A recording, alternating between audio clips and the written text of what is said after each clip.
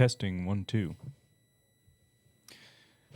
Hello and welcome to Friday Night Bulldogs. We are the Hurst brothers. I'm Jordan. He's Josh.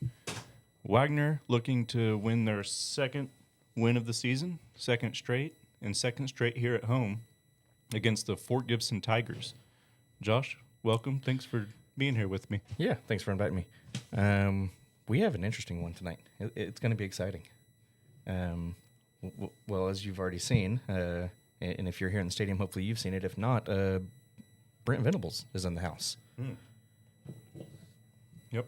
Also homecoming.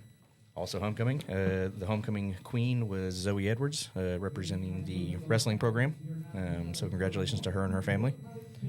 And also, for those interested, the winner of the Wagner High School fan favorite float were the juniors. So congratulations, juniors, and congratulations, Zoe.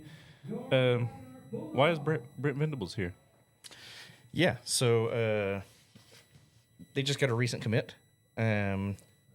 Junior offensive tackle, 6'8", 260, Cooper Hackett.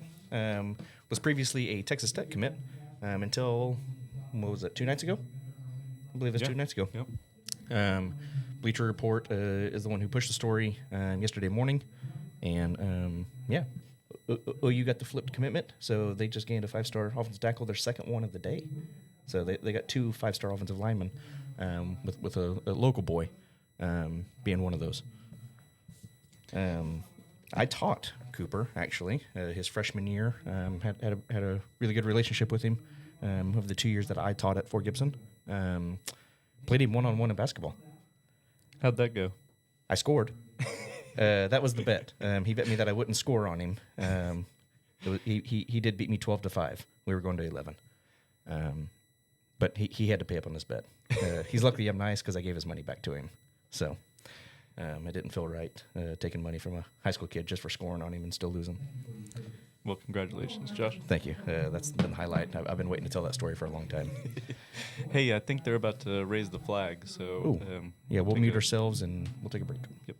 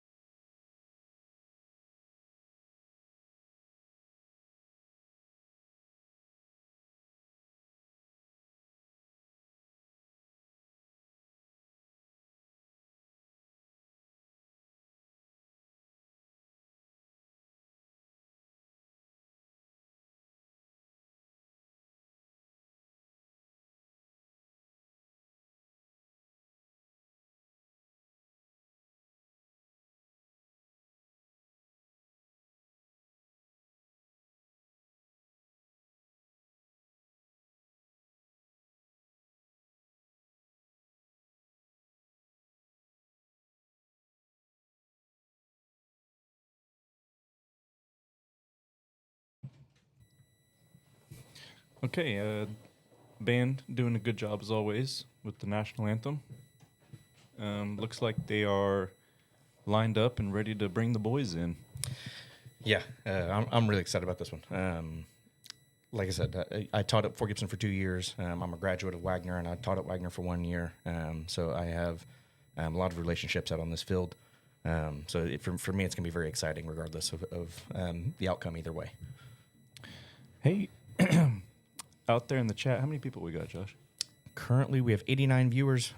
As always, that will pick up right at game time. So, hey, for those out there listening already, let us know where you're watching from. Oh, yeah, we do have one where they say they were from, or they're watching from Plymouth, Indiana tonight. Wow. So, so far, Gene Hunt has the title for longest viewership. There you or go. furthest viewership? I don't know. Either one works. Yeah. So before the boys run out, I don't see them yet. Just to kind of remind the Wagner fans here of who your coaching staff is, or at least part of your coaching staff. You have head coach Kimes Gilbert coming to us from Chisholm High School, where he was the head coach for 3 years. The year before he got there, they were 0-10, and gradually improved that. He went 1-9 in his first season, and then for his last 2 seasons, he went 6-5, making playoff appearances 2 years in a row, which is hard to do in a school that, at least in recent history, didn't have great tradition. Your offensive coordinator is going to be John Graham, a Wagner graduate, joining us from Broken Arrow most recently, where he was the quarterback and assistant head coach for 4 years. He was also the offensive coordinator over at Muskogee a few years before that, and he was also a graduate assistant for 2 years before that. He was actually a graduate assistant the same time that the Fort Gibson head coach, Ryan Nolan, was a player there. Okay. So there is a little bit of a connection there. Your defensive coordinator for the Bulldogs is Kerwin Thomas, also known as Nunu. Also a Wagner graduate. I believe he's class of 2013. He was a 2011 4A state champion for the Wagner Bulldogs, and then was a 2-year starter at the University of Tulsa. He also this year was named on the OFBCA, that's the Oklahoma Football Coaches Association, 35 under 35. So pretty big honor for him. He's actually the second coach on this current staff for Wagner that earned those honors. So that's top 35 coaches under the age of 35. Correct. Yeah, so pretty prestigious. And Coach Gilbert's brother actually won it the year prior, or was named on that list the year prior. 2 impressive guys. It is, and if you're a Wagner fan, that has to be a promising outlook on the program. For the Fort Gibson fans, I noticed there's at least one of you, two of you, at least 2 of you in here, maybe more. Your head coach is Ryan Nolan, entering his 4th year. His record has been 1-9 in his first year, 4-6 in his second, and 6-4 last year. Looking to improve on that and make the playoffs this year. He's been all over the place, 5A, 6A level. He's been at Broken Arrow, Jinx, Union, Sapulpa, and Sand Springs. I believe more than that, but I couldn't get definitive answers on that. He played quarterback at Missouri Southern State and Northeastern State. He is a Keys graduate. Offensive coordinator is Broken Arrow graduate, Trace Jeffries. Played for Coach Nolan at least one of his years, at least a senior. I'm not sure exactly how long. This is his 2nd year in Fort Gibson. Played O-line at FCS Abilene Christian. Started 4 games as a true freshman, and then ended up transferring to Pitt State, where he was a 2-time All-American. Their defensive coordinator may be familiar to Wagner fans. He is from Oologah, an Oologah graduate, part of those historic matchups between Wagner and Oologah. His name is Clayton Downham. He's in his 3rd year at Fort Gibson. Played linebacker at Southwestern College, where he was also a graduate assistant for a year. This is his first coaching job at the high school level. Yeah, this matchup is fun. They've been playing for a long time. Here's a little trivia for you guys in the chat. What year was the first matchup between Wagner and Fort Gibson? Ooh. You'll be shocked. 2 historic schools. 2 very historic schools. Yeah. 2 historic towns. This is their 30th meeting. Okay. It's been very one-sided. Sure. Wagner is winning the series 27-3 at the moment. Oof. So we'll see what happens in the 31st meeting. Wagner hopes to continue that tradition to where Fort Gibson, hopefully, or in their eyes at least, hopefully writes a new script. Going to try to lean on that talent they have. Yeah. They're on their roster. So. Absolutely. And that massive offensive line. Yeah. As we've said, they already have a 5-star offensive lineman going to the University of Oklahoma. He holds a lot of offers. He's hold offers from Oregon, of course, Oklahoma, Texas Tech, Florida, Nebraska, Notre Dame, Ohio State, Texas A&M, Auburn, Penn State, Nebraska, TCU, and Missouri. Wow. To name a few. Wow. Yeah, it's impressive. So their offensive line is, like I said, is big. They actually average between the 5 starting offensive linemen at 6'4", 254 pounds. Oosh. That's big. Massive. It's going to be a challenge for Wagner. It is. It is. They're going to have to figure out a way to mitigate that size difference. Yep. We've got a lot of talent, on our side of the roster too. So we do, and they showed that last week against Bristow, who also had a big offensive line. Maybe not quite this big, but big nonetheless and tough. Yep. So it's going to be an exciting game regardless. Should be coming through the tunnel any second now. Coming out of the tunnel. We do have Bud Tabor watching from Wewoka, Oklahoma. Ooh. I believe I said that correctly. Wowoka, something like that. Yeah, so I've been looking forward to this game for a long time. Like I said, I have relationships all across the field and all across the sidelines with coaches and everything. So, yeah, it's going to be fun. Another key player for the Fort Gibson Tigers is junior Cash Keys, 6'2", 170. He's a do-it-all. He plays running back, punt returner, kick returner, punter, strong safety. He might be the kicker. I don't know. Wow. But I know all those others for sure. That's impressive. It is. At this level, playing that many positions. It is. Yeah, so as we said, we have Brent Venables in the house. We have an OU commit in the house. So kind of tying that back to Wagner here. Kynes Gilbert, actually, after his time at OBU, got a preferred walk-on to OU as a fullback and ended up declining the option to go do something else. So I thought that was pretty cool. That is interesting. Wagner just entered the field. Fort Gibson. I'm sorry. Fort Gibson just entered the field. Getting my Reds mixed up. I bet these Wagner players would be pretty upset about that. I know. Yeah, that's I'm okay. sure I'm going to hear about it next week in the classroom. Right. They don't let much slide. They don't. Got the smoke rolling. It's always exciting. Yes, it is.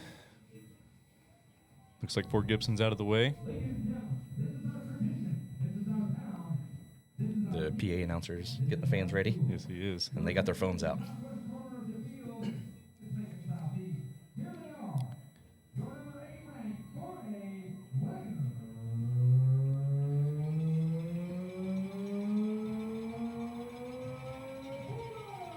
And the Bulldogs break through the banner.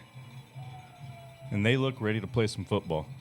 You know, as a player, coming through that tunnel, hearing the crowd cheer for you, hearing those cowbells, that's fun. That's exciting. That's what Friday nights are all about right Absolutely. there in this part of the country, this part of the world. Absolutely. So to recap, recent play, Wagner Bulldogs, week 1, went to Coweta, 5A Coweta, lost 7-21. Looked like they struggled a little bit. A lot of inexperience there. In week 2 against Tahlequah, in Tahlequah, they lost 31-38. They improved from the week prior, and then last week, of course, the really fun, dramatic ending against Bristow, where Wagner won 21-20 on a last-minute touchdown. So that was fun. I'm not going to go through the whole recap, but there was a lot of good and bad plays that led to that.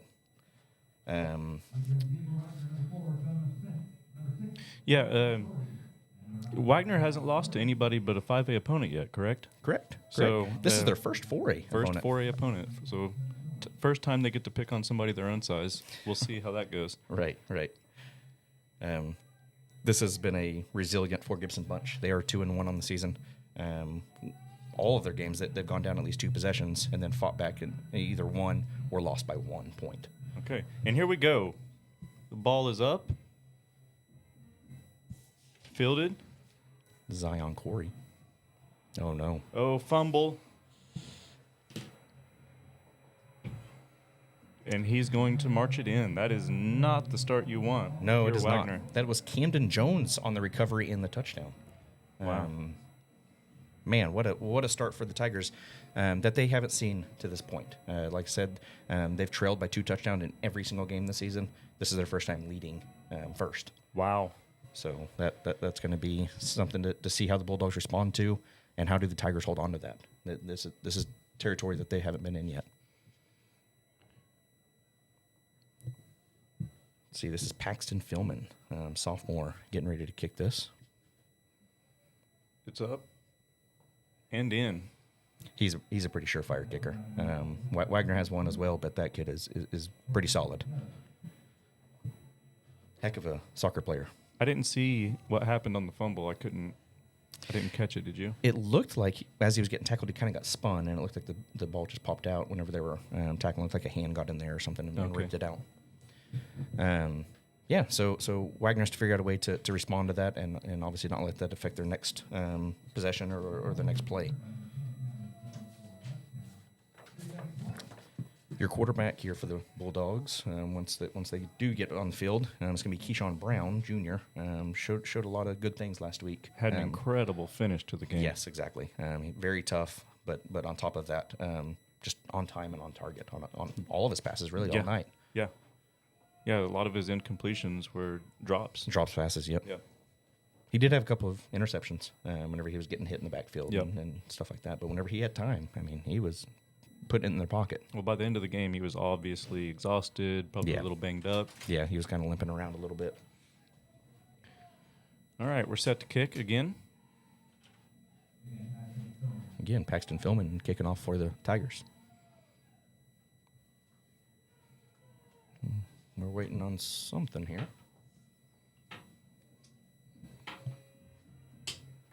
Kicked it short. Deshaun Jordan coming up the middle. He's brought down at about the 22-yard line. Okay. Let's see what our offense can do here. Kind of get in there, get settled a little bit, and figure this thing out.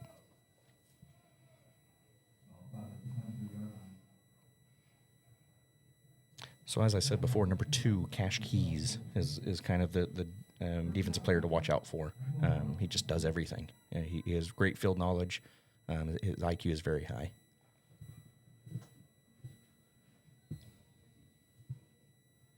Stevie Brown back in action this week. Oh, no. It might be a false start. Fort Gibson definitely thinks it is. Let's see. False start offense. Kind of move back 5 yards. Not the start we wanted. No, I mean, you fumble it for a scoop and score, and then first play you get a false start. They got to get out of their head.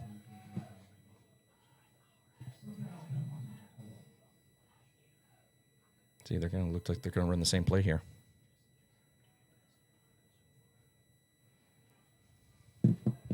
Completed pass. Number 6, Zion Corey with the reception there. It's a good play right there. Yeah. Throwing it out into the flats and on a screen play right there and picks up a few. Almost to the 30-yard line, 29-yard line. It's like 2nd and 5.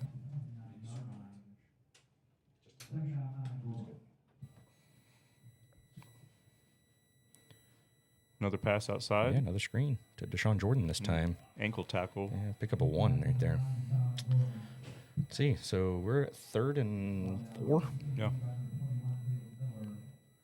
Let's see what play Coach John Graham calls. Defense coordinator Clayton Downham's going to try to counter whatever this is. Stevie Brown still in the backfield. His brother Keyshawn at quarterback try to draw them offside, but they reset and we'll call something else. He's going to throw it again. Oh, Screen to his brother. right outside. Got the first down and more. Still on his feet. It knocked down right past the 50-yard line. That's a good play. That is a good play. They really missed Stevie Brown last week. They did. Prince Austin came in and did a good job. But they missed that senior leadership that Stevie provides them. That was a heck of an open field tackle by Cash Keys there. It was.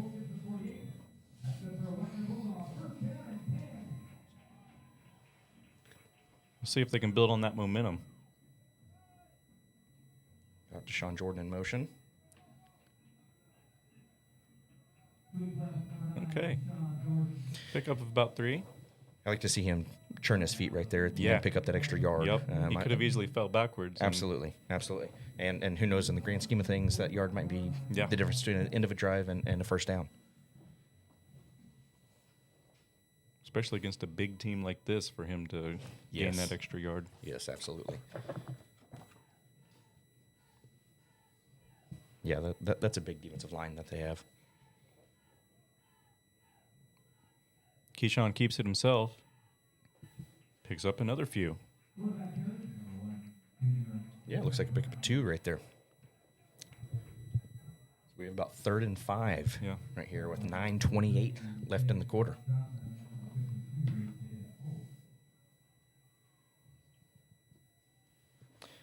Yeah, so that defensive line, just their weights is 270, 275, and 215. Wow. So really big. Big kids. Yes, it is. Looks like we have Cooper Hackett in the game right here on the left side of the defensive line, number 65. Ooh. Out of the hands Yeah. of Deshaun Jordan. Yeah, they're a little short. They're a Short. little behind him. Yep. Then again, he had a 5-star football player running into his face. Yeah. So, Yep. see, it looks like they're going to like to punt. Almost a 4-down territory, but not quite. Right. Elijah Love will be the punter for Wagner.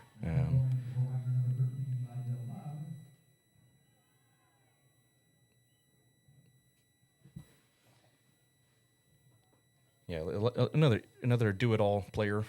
This one for the Bulldogs is Elijah Love. Cash Keys is going to elect to let it go out of bounds.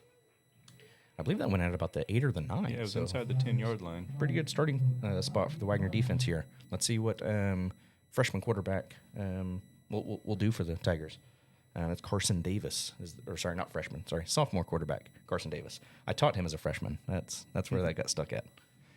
Hey, we talked about Keyshawn's ability to go win that game last week, but it was the defense just as much as anybody. Absolutely. This is a tough defense we have. It so is. if we can let them build some momentum as they enter the field for the first time. Yeah, let's make that presence known here early and not get behind the 8 ball.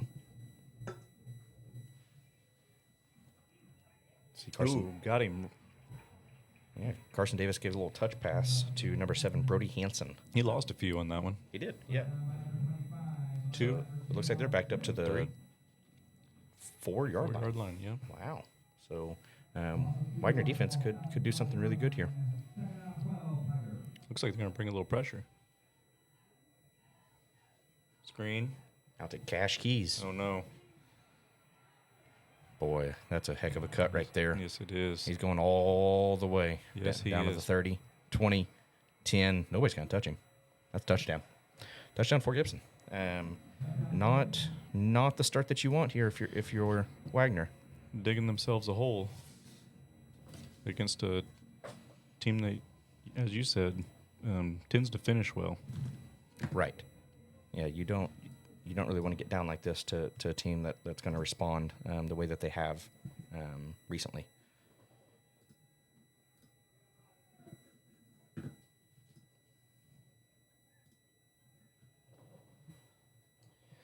See, so Paxton Philman will kick it, and it is good.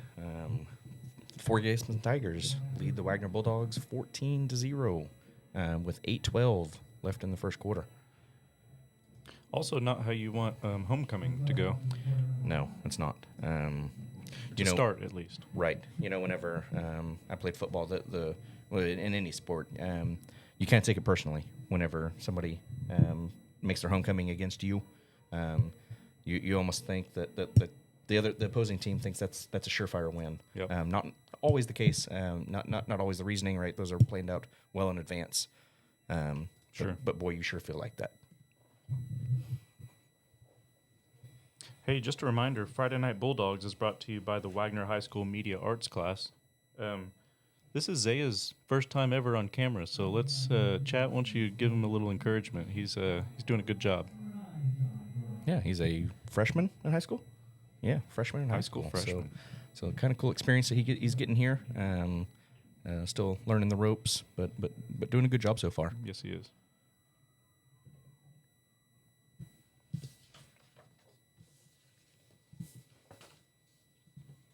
All right, let's see if we can make something happen this time down the field. Yeah, we've got to respond. You don't want this to get much worse.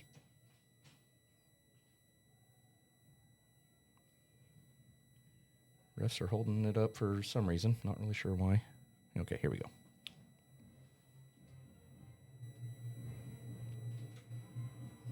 Deshaun Jordan takes it up. Breaks a few tackles. He has breakaway He's still speed. going. He has breakaway He's speed. still going. I think he's going to go all the way. He's going to go untouched. 20, 10. Touchdown, Wagner.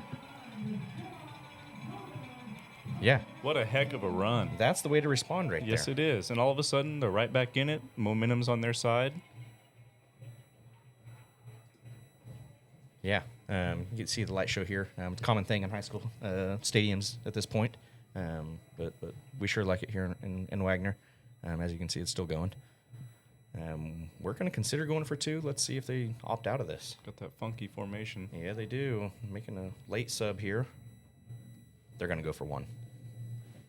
Okay, they're going to kick this field goal. Yeah, why not? Yeah, it's a little too early to try to do something like that, I think. Yeah. Rhett Butler will be kicking. It's up and in. Okay. So Wagner 7, Fort Gibson 14 with 7:58 left to go in the first quarter. Like you said, that's the response. That's the response they wanted and needed right there. Absolutely. Yeah, those big plays. I mean, they bring life into the stadium. The fans get excited. The players get excited. I mean, that's a big momentum shift. If you can sustain the other team on the defense. Yeah. This is obviously a really good team. What's interesting here is they haven't leaned much. Fort Gibson hasn't leaned much on their passing attack in the past 3 games, and we haven't seen them run the ball yet. I mean, they've only played 2 downs, but they were both passes technically. Yeah. The one was % of their attempts for 3 touchdowns and 2 interceptions. See where he fielded the ball at? Where did he field that at? What?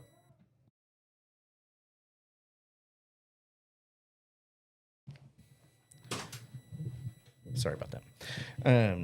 Yeah, so only 49% completion rate for the Tigers, 3 touchdowns and 2 interceptions. So it's kind of alarming for the Bulldogs, at least.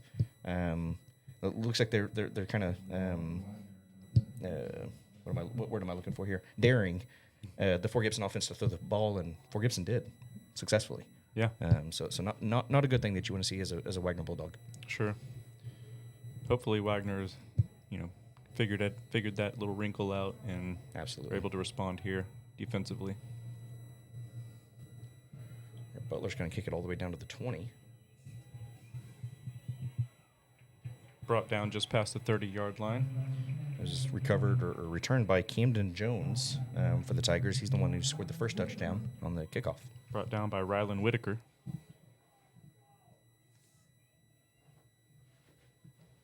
Okay, let's see how these 2 coordinators kind of play the cat and mouse game here.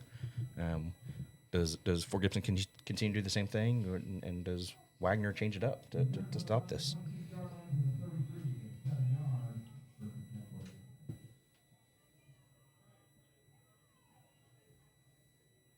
Hands it off. There's that run. And stopped immediately. The Wagner defense got great penetration Yes, on that big offensive line. Yep. So that's something that you want to see if you're a Wagner fan. That they kind of struggled with last week. Hey, other than the one play, our defense has not given up anything. So Right. if they can right. keep the big plays off, then Sending Cash Keys in motion here. they give it to him again. He's going to throw the football. Trick play. Oh no. Inside the 15-yard line. That was number 7, Brody Hansen, on the reception for the Tigers. Cash Keys on the throw. So a little trickery right there. You weren't kidding about that kid doing everything. He does everything. He's a heck of an athlete, multi-sport athlete at that. Looks like Wagner's going to call a timeout here and talk about what's going on. Probably a good decision. Absolutely. Looks like Kerwin Thomas is very animated out there with his defense, and rightfully so. Sure. I mean, you give up 2 massive plays, and like you said, other than the big plays, they're containing them. Yep. So, But 2 big plays and 2 possessions, that's not going to work. Exactly. So our question of the night, at least for now, was I'm sure there's some historians both on both sides of this rivalry. When was the first year that Wagner and Fort Gibson football played each other? When was the first year that Wagner and Fort Gibson played each other? Also, it looks like we have a few more viewers now than what we did when we asked viewers to let us know where you're watching from. Yeah. So far, the furthest distance was Indiana. Is that what you said? Yeah, Plymouth, Indiana.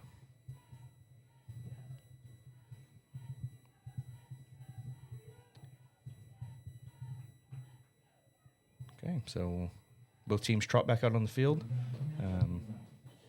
We are 1st and 10 from the 10-yard line or 11-yard line. It's going to hand it off and brought down immediately. The run is not. It's not working. No, not so far. You hope that you're not selling out on the run, and that's what's causing the big plays on the Fort Gibson side. Sure. But I think you kind of have to pick your poison, and you just hope to limit those big plays. Sure.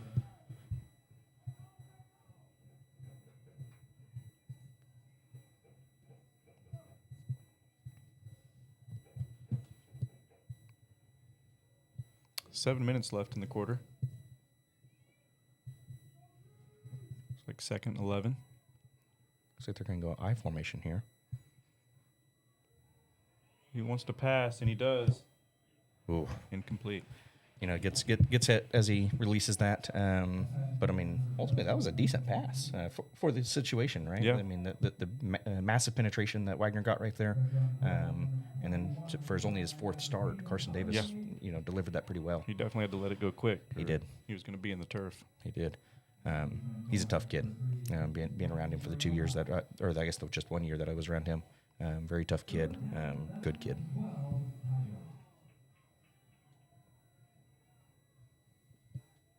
Third and 11.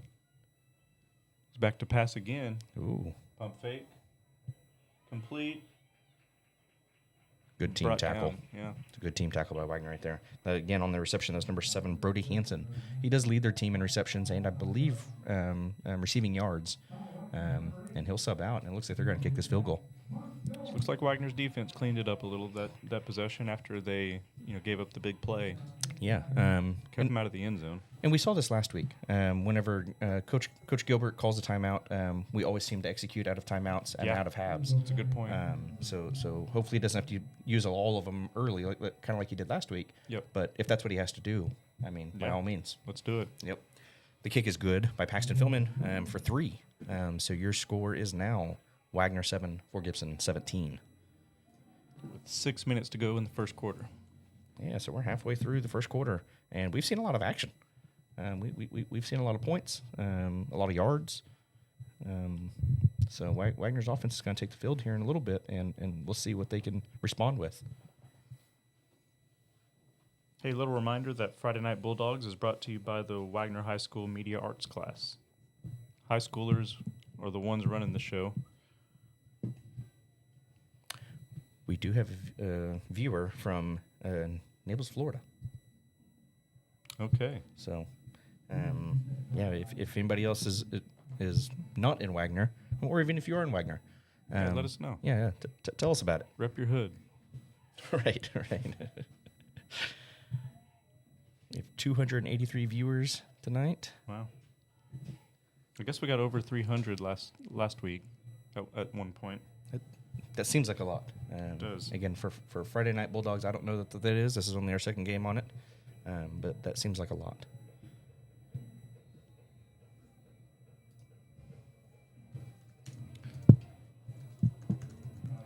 Brought down. Looks like just past the 25-yard line. Okay.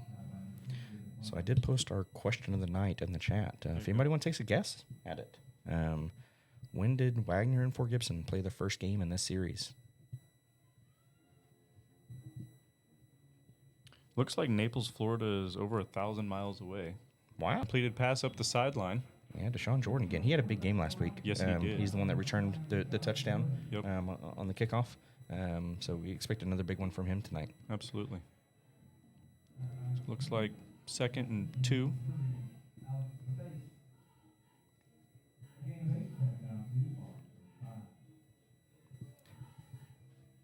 Yeah, I wouldn't mind seeing Stevie Brown get the ball right here, just to see what we have. Right, we missed him last week due to an injury, and I would like to establish that a little bit more than what we did last week. We're going to elect to throw. Big throw down the field to Deshaun Jordan, and it's intercepted. By Cash Keys. Let's see how far he can return this thing. Sure, as a Wagner fan, you're tired of seeing number 2 in white. Yeah. He's just made big play after big play so far. Yeah, he has. He's a good football player. So Fort Gibson's going to return that back to their own 41. To Wagner 41. And they're going to try to punch this thing in and extend this lead. Wagner defense has to hold up here. Yep. Putting a lot of pressure on this defense early in the game. Yes, they are.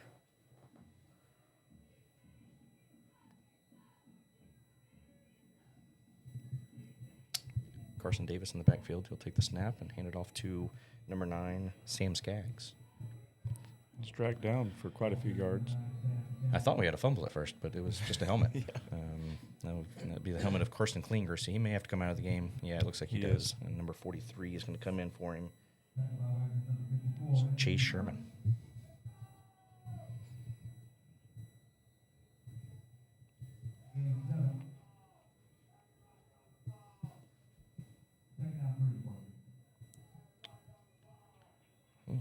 Incomplete. As a Wagner fan, that's a delightful scene right there. Is number 2 Cash Keys does not get the ball. Yeah.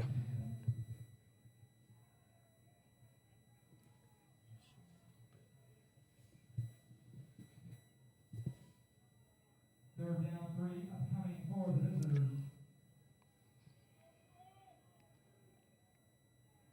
Here, I hand To it up the run. middle.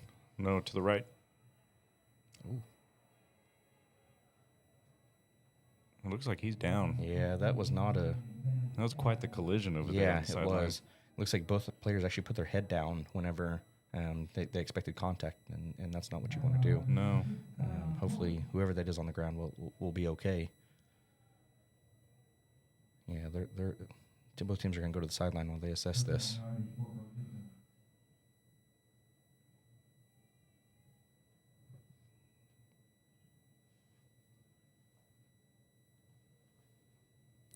Looks like the Wagner coaching staff is going to send somebody over to look at it.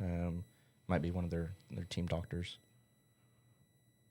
I didn't catch the number of the player that's down. I didn't either.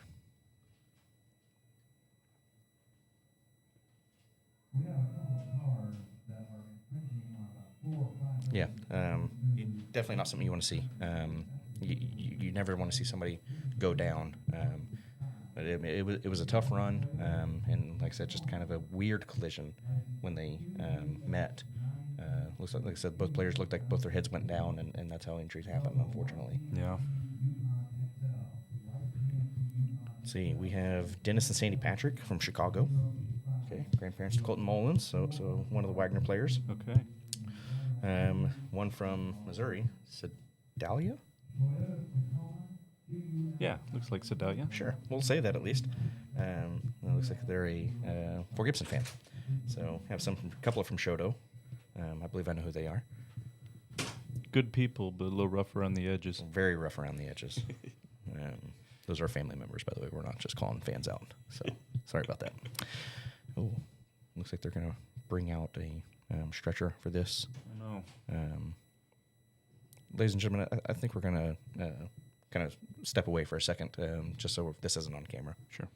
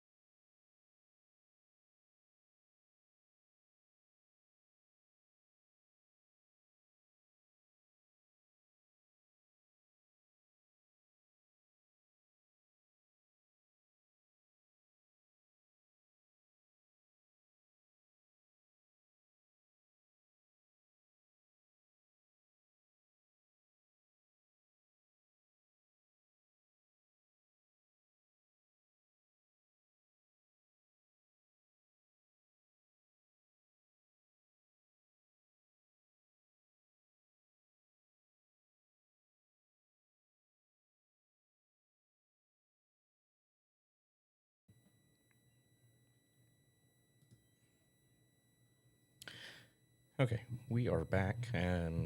Turns out number 9, Sam Skaggs, was the one that was down for the Tigers. Didn't have to cart him off. Thankfully, he got up on his own and walked to the sideline. So that's obviously great to see. You just hope it's not a serious or long-lasting injury. So hopefully he can recover quickly and recover completely. So keep him in your thoughts and prayers. The Fort Gibson Tigers are going to bring their offense back out on the field, led by number 1, Carson Davis. In the backfield with him now is number 23. Sorry, looking at the wrong one. Corey Hutton. It's a sophomore running back. They'll snap the ball, hand it up the middle, and it looks like he gets back to the line of scrimmage. Good stop by the Wagner defense. You hope for 3 more consecutively and get off the field here. I believe Fort Gibson offense is going to make that difficult. Let's see. So we have Ashley Stanley watching from South Haven. Was that Mississippi, I believe? Not great at geography, so apologize if I'm wrong there. Hopefully you guys are having a fun trip and successful trip. So Fort Gibson will come back to the line, snap it. They're going to throw the screen pass out to Cash Keys. Looks like he might have some open field. Has a great block out there. I don't see a signal yet. I don't know if he stepped out or got in. Let's see, I still haven't seen a signal. Fort Gibson band is playing like they got in. Oh, it looks like there's going to be a holding on the Fort Gibson offense. I thought it was a pretty good block out there on the edge. I'm not sure if that's who it came on, but I believe it's number 7, Brody Hansen, out there blocking. I don't know if that's where the hold came from, but it looked like a good play by Brody out there. Angie Rhodes says that her grandson is number 2. Angie, your grandson is a heck of a football player. He's a pretty good basketball player too. I've got to see him play basketball a few times, and yeah, he's a pretty good all-around athlete.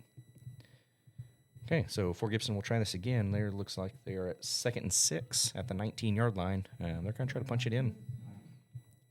They're going to throw it again out to number 2. He's going to find some opening and some great blocks again. Those Fort Gibson receivers are really, really good blockers. That's a touchdown for Fort Gibson. And unless Wagner does something, it looks like Fort Gibson might run away with this. And you don't really want to get down to a team of this caliber that Fort Gibson is. So Paxton Philman's going to come out onto the field, and he's going to try to tack on to this lead.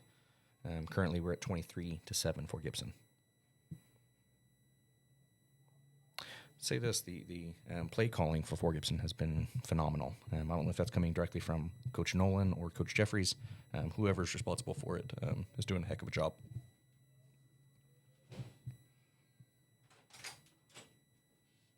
Paxton Philman's kick is up, and it's good. The Fort Gibson Tigers lead the Wagner Bulldogs 24-7. So, not a great way to respond coming out of that injury timeout for the Bulldogs. They need to get something going soon. We have 4:16 left in the first quarter.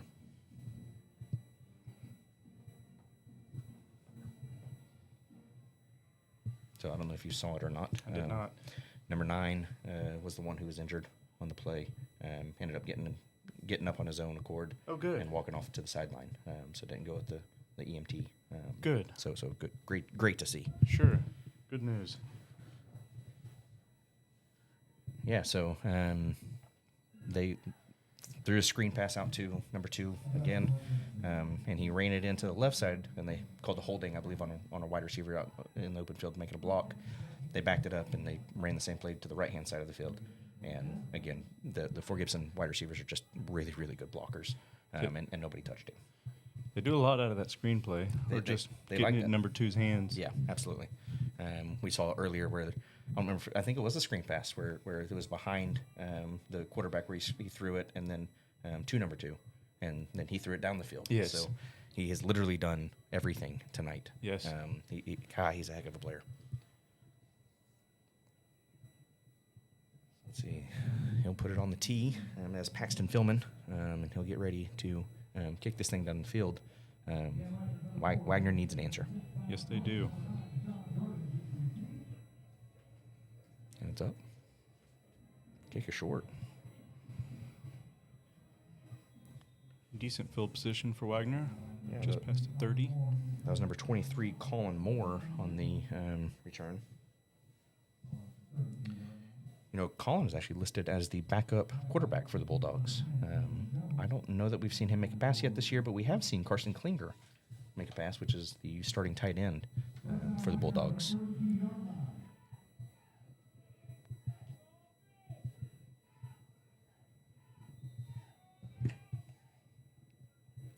See, Keyshawn Brown will take the snap in the backfield. He's going to hand it off to his brother, Stevie, and he's met in the backfield. Looks like that is number 10, Camden Jones, for the Tigers making that tackle. He's been everywhere tonight, too. That's another name that we've seen a few times. Had the scoop and score on the first play of the game and then made a few big tackles. Neither team finding any success with the run. No, none. I don't know that. Well, probably I can count on one hand the number of runs that we've had for positive yardage. And we're almost through the first quarter. In the game, yeah. See, unique lineup here. They're going to pitch it out. Gives it to Stevie out wide. Gains a few.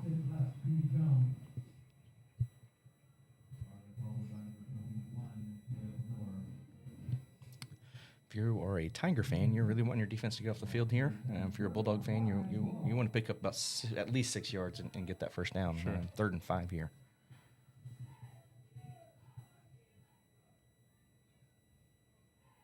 Looks to the sideline for a change of play. Hands it off to Stevie Brown. Breaks the And arm he's going to tackle. get it first down and more. Past the 50-yard line, but there is a flag on the play. Yeah, I'm not sure exactly what that's going to be. Looks like temperature's starting to get flared a little bit. I'm not sure what that flag would be. It's like holding offense. Must have been a receiver downfield. Must have been. Yeah, so Donald Fox says that Fort Gibson has that 5-star offensive tackle committed to Oklahoma. Yeah, we mentioned that earlier tonight, that originally committed to to Texas Tech, and then flipped his commitment a couple of nights ago to OU and the Sooners. Brent Venables was in the house. I'm not sure that he still is. I don't physically see him right now, but he might still be here. Taking a lot of pictures with the kids and the adults. A lot of adults jumping over there and taking that picture. I'm not going to lie, I wanted to. Sure, me too. But I restrained myself and let the kids have the fun. Yeah. 3rd and 5. We're going to run it. It's not going to be enough. No, it is not. Yeah, defensive coordinator Clayton Downham for the Tigers has a pretty good game plan tonight. If you're a Bulldog fan, that's not what you want to see. If you're a Fort Gibson fan, it's really exciting, especially with how young he is.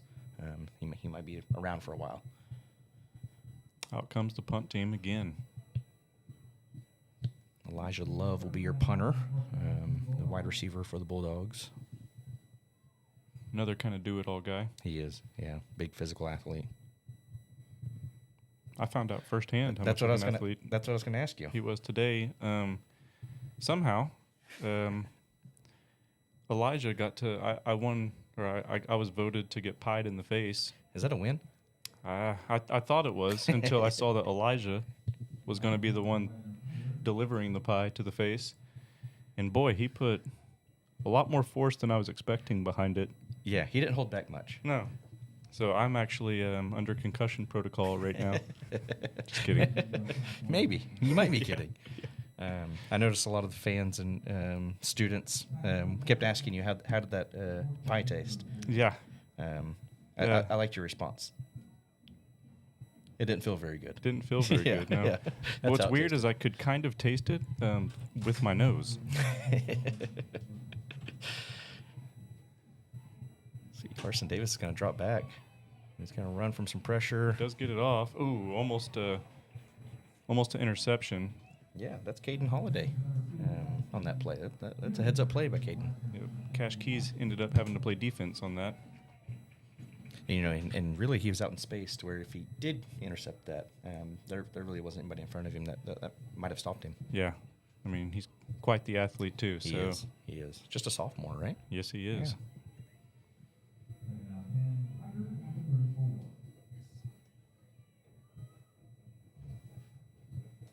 Carson Davis back. He's going to throw that screen pass again.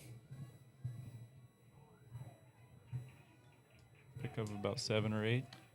Yeah, that was number 7, Brody Hansen, on the reception there. Cash Keys that time out blocking in the open field. Mark Goins on the tackle. Again, another sophomore, another promising athlete. 3rd and 3.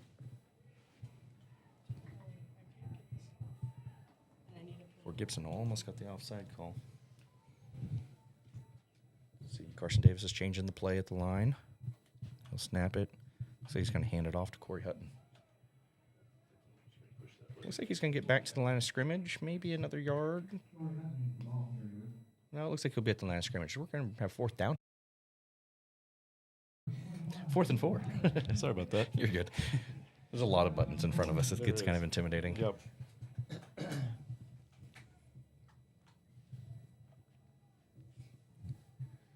So the punter for Gibson Tigers is guess who? Cash Keys. Oh, man. Is he related to the Keys kids that we played against in school? No. Well, I don't know that. I'm not sure. I'm trying to remember one of their first names. Stephen Keys? Keys was their name. Okay. Yeah, I think it was Keys. Ryan Keys. Ryan Keys, yeah. Yeah. It might have been Keys. I don't know. If you're from Fort Gibson and if you know that, is he any relation to Ryan and Stephen Keys?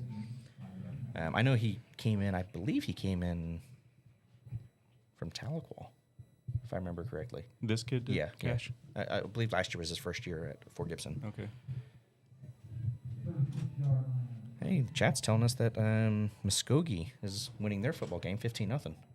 This is, if it continues in that direction, this would be their first win of the season. Do you have any idea who they're playing against? I do not know. I can look it up. Okay. They should start their 6A2 schedule. They haven't played any teams from 6A2 yet. They played a 5A with Booker T and a couple of Arkansas teams. But if you're unfamiliar with that relationship between Wagner and Muskogee, long time, 20-year head coach Dale Condit, who our stadium is named after here in Wagner, left last year. Or after last year, and went over to Muskogee. This is his first year over there. So us Wagner fans like to keep track of there. Yeah, and I was right. It was Keys. Okay. Yeah. Ryan and Stephen Keys. Gotcha. But, I mean, hey, give them a shout-out. What great athletes they were. Oh, no kidding. Fort Gibson's full of really, really good athletes. Yes, they are. It looks like Cash Keys came from Sequoia, Tahlequah Sequoia. Okay. Yeah, so... My phone is not going to cooperate. I can't see who's Muskogee is playing against. We're in this new facility with the metal, and I think that really messes up our signal, so we don't get much. Donald, if you don't mind, who is Muskogee playing tonight? Let's see. Deshaun Jordan. It's a nice return, but there is Maybe 2 flags. 2 flags on the field. 2 flags from the same referee. Yeah, ran out of flags and had to start throwing hats. Right. Glad he didn't have to throw anything else after that. You don't want to see shoes and gloves and whatever else might come flying. Right. Looks like Muskogee's playing Ponca City. Okay. Ponca City. So the refs will have a meeting about this. Might have to go to a conference room to figure out all the infractions.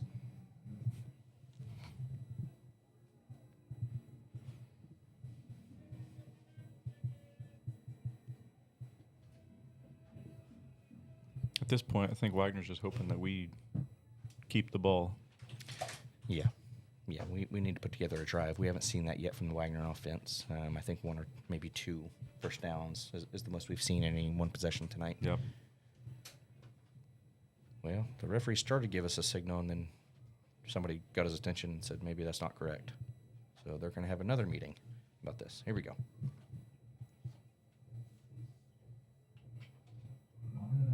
So blocking back against Fort Gibson and Not sure what. horse collar.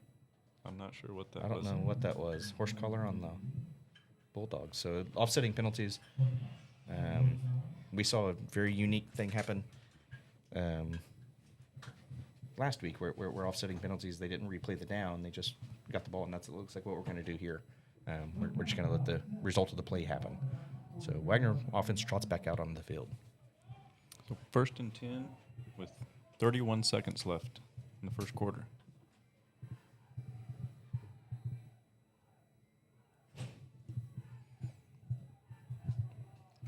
It's Elijah Love on the end around here. Man, he's close to the first down there. He thinks it's a first down, but what a It's- powerful run.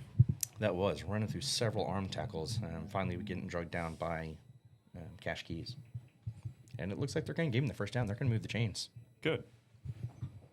Get a little momentum going here.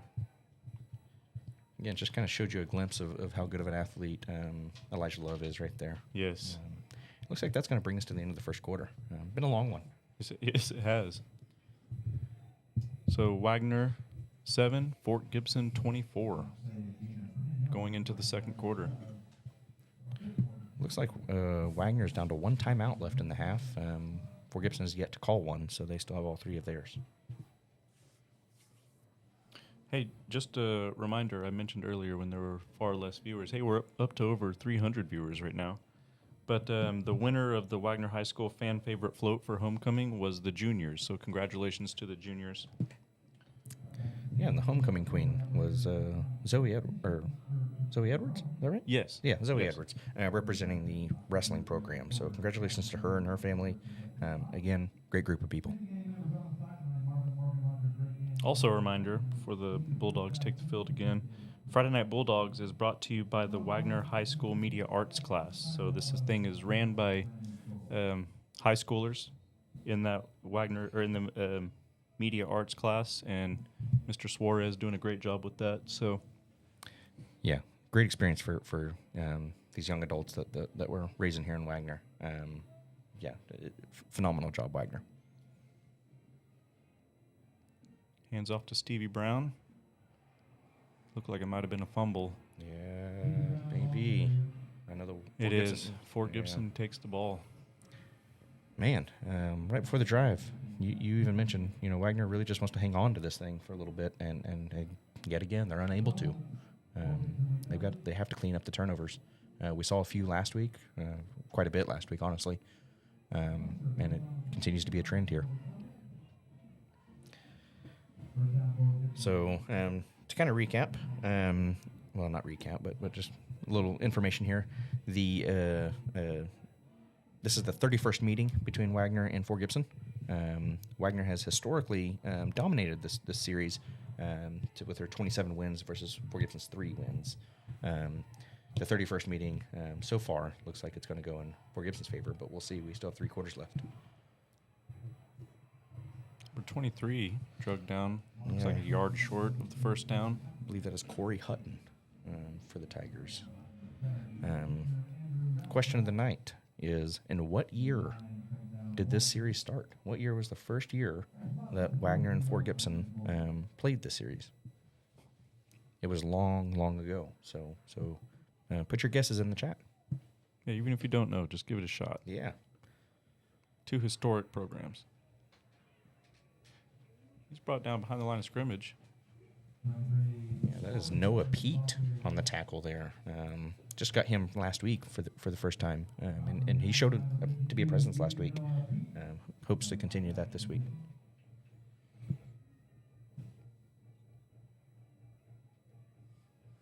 Let's see, Fort Gibson will come out in a shotgun formation. 3rd and short.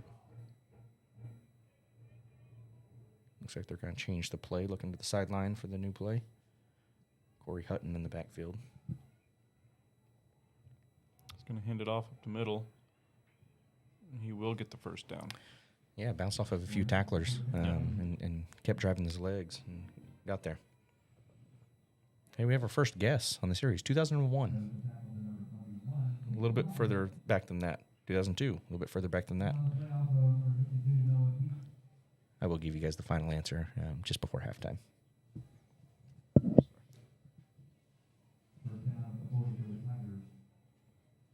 Another pass. He launches it down the field. Incomplete. Targeting that Cash Keys again. So Darius Taylor in the chat asked, is this a rebuilding year for Wagner? As much as rebuilding as we like to think of here in Wagner, yes. We have a lot of players who don't have just a whole lot of experience. They didn't get on the field a lot last year just because of the amount of talent that Wagner had. Yep. I mean, losing several D2 athletes, or in particular D2 athlete or D2 football players, as well as an SEC defensive lineman. It's just hard to get on the field whenever you're a sophomore like that, and most of Wagner are now juniors, but without much real game time experience. They did get a lot of game time experience last year in the fourth quarter against the other team's second units. Sure. But it's always hard to replicate true varsity minutes. So they're young. They are still growing and still getting that experience right now, but who knows what could happen as the season goes on. I do think this is a really good Fort Gibson team they're going up against. It is. And also, a lot of coaching staff, a lot of new members of the coaching staff, a lot of turnover there. So, yes, it takes time to build your systems at a new school. It is. And obviously Del Condit had a phenomenal system here at Wagner, but that's not Coach Kimes' system. And although it was a great one, it's not his. He still has to put his own identity and his own thumbprint on this. Which, like you said, will take time. Just kind of figuring out for the players what those expectations are, and what he wants to do with these athletes. I will tell you, though, in the 2011 season, we said we were in a rebuilding year. I was a senior that season, and everybody said, "Oh, Wagner's in a rebuilding year." We had just lost a Division I quarterback at the time, several Division II tight ends and wide receivers, linebackers. I mean, all over the field, we lost a lot of talent. And turns out that was the first Wagner State Championship. There you go. So, not saying that's necessarily going to repeat this year, but with good coaches like we have and good athletes, anything is possible. But penalties like the one that we just had does not help the case. No, it does not. Great tackle by Klinger. Carson Klinger on the tackle in the backfield. Very good job.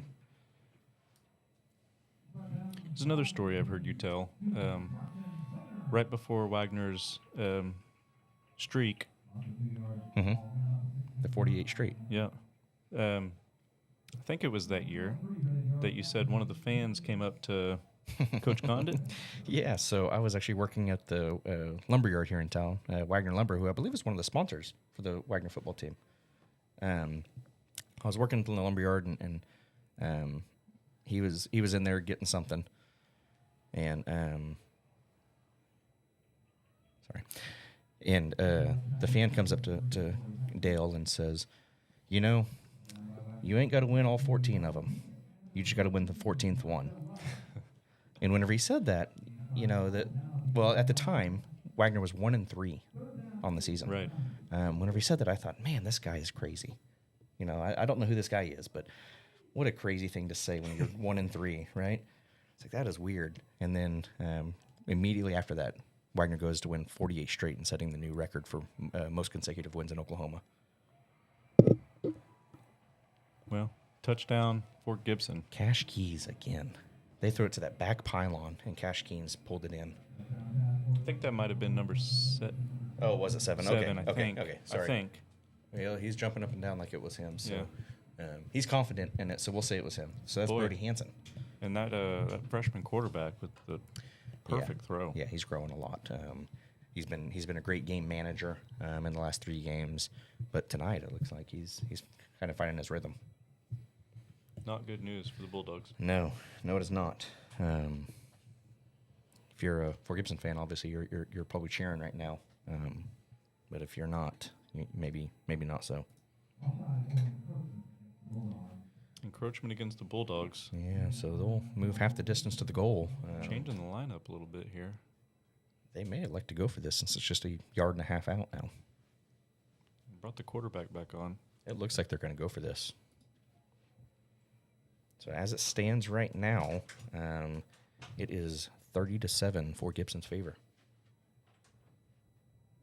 Hands it up the middle. He's not going to make it. No, he It's a good stop. Good stop right there. Unfortunately, too little too late on that drive. Yep. So hopefully the Bulldogs can answer here. We keep saying that for the offense. They're turning the ball over. They're getting off the field quick. Not what you want to see. So we have a few more guesses on the year that this series started. 1982, 1990, 1995, 1992, 1964, 1982, 1990. I believe I saw one different earlier. Maybe not. So I'll give you a hint. Not even close. Well, these are two of the oldest schools in Oklahoma. Yeah, so Fort Gibson is considered the oldest town in Oklahoma. Brought the fort out here, the most Western establishment at one point in America. Wow. So very cool history over there. They actually just turned 200 years old last year. Wow. So 1824 is whenever it was founded. They're going to kick it short here. It's Mark Goins. It's a nice return. Yeah, brings it back to the 45. Nice field position. Yep.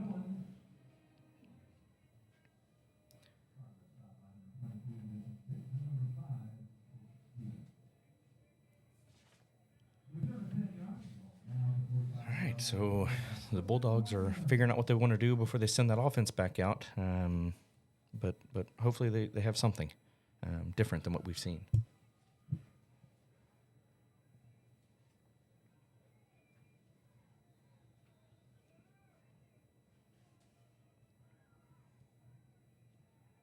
Keyshawn's going to scramble. Oh, he throws over the top. Elijah was Elijah wide Love. open. Let's see. Are they going to catch him? No. Wagner touchdown. Okay, that's an answer. That is an answer. It is. They can just build off of that. Yeah. I mean, Here's the thing. If you get a stop and another touchdown, it's a 9-point ball game. yeah. I mean, I know that's asking a lot considering what we've seen so far, but, I mean, your boys are still fighting. Right. The talent is on the field Yes. to make it happen. Yes. And we saw last week that they're not going to quit. Wagner isn't. Oh, no. However, neither is Fort Gibson. Sure.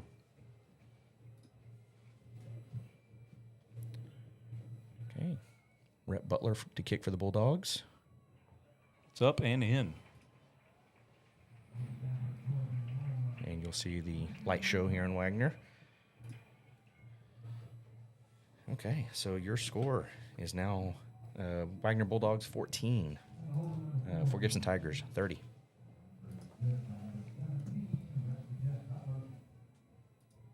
We get any closer to the correct answer in the chat? We are getting, awfully close. 1950, 1921, 1923, 1922, 1925. One of you are correct. Should I tell him? Yeah, tell him. Okay.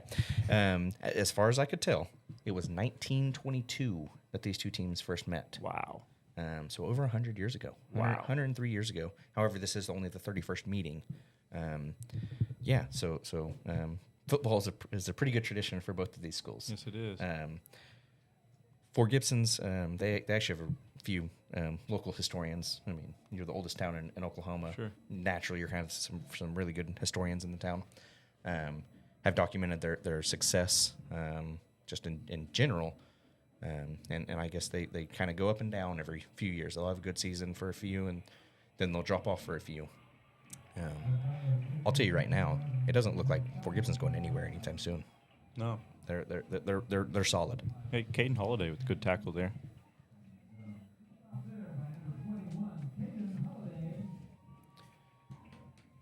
So 1922 was actually Fort Gibson's first year with a football team. Wagner just started 2 years prior to that. So Wagner's was 1920. Okay. Here's another trivia for you.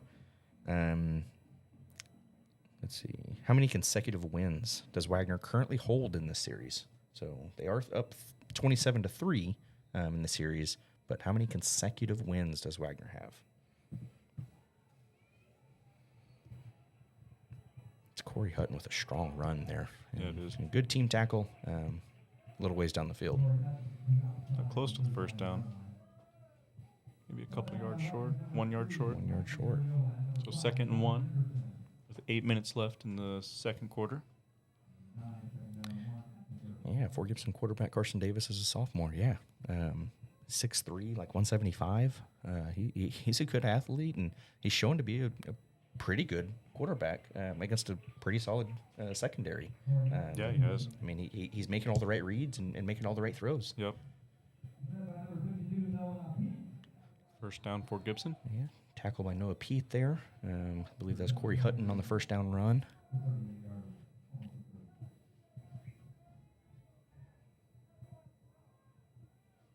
So Keaton Cole says 14 consecutive wins for the Bulldogs.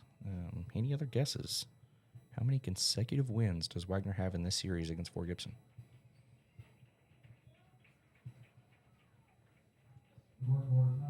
Brought down after 2 yards. Yep. So 2nd and 8. 7 minutes, 15 seconds left in the second quarter.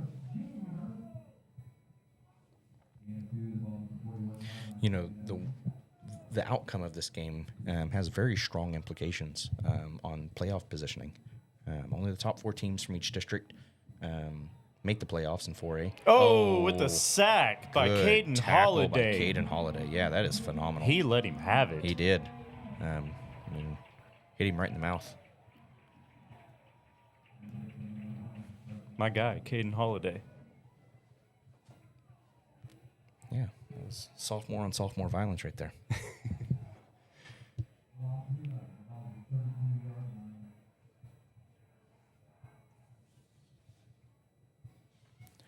Okay, so 3rd and very long for the Tigers. Wagner desperately needs a stop here. 3rd and 18. Wow.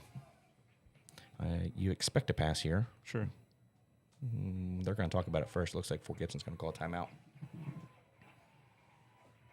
So the score is Wagner 14, Fort Gibson 30, with 6 minutes and 7 seconds left in the second quarter. Fort Gibson facing a 3rd and 18 after the big sack by Caden Holiday. Yeah, it looks like ball's on the 32, I believe. Yeah, so interesting thing about the quarterback over at Fort Gibson, that Carson Davis, he broke both of his legs in an ATV accident in May of, what would that have been, 2024. Wow. Was playing football, first game of the season last year. Wow. Yeah, so very quick recovery. Didn't get a lot of playing time last year. He was backing up a pretty good quarterback. So got to learn under him for a year. And then this year, I mean, it really looks like it's showing off.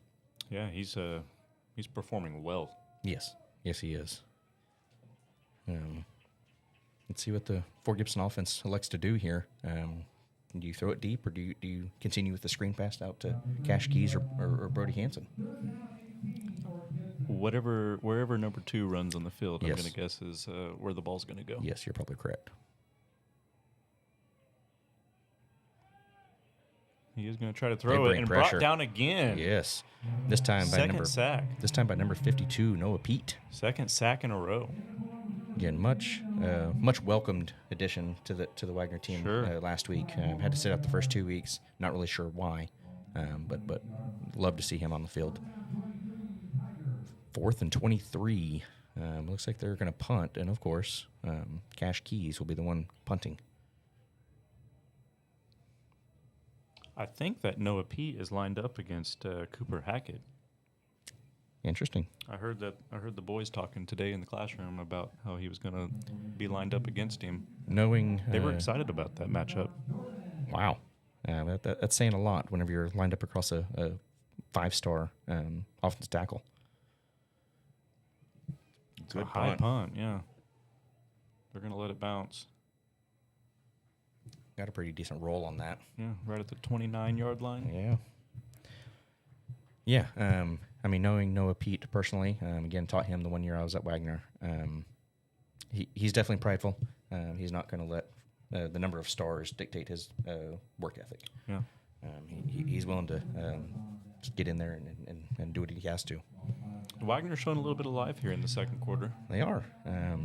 Put together a good drive on that last time and finally getting a stop here and pretty early in the possession they got a stop. So you hope that they can put together another drive.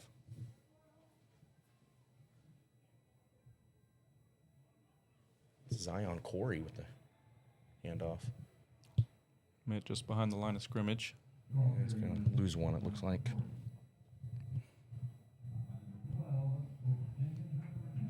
Again, neither team finding much success at all on the ground. No, the ground attack has been stifled tonight. Really, passing is the only way they've moved the ball, consistently at least.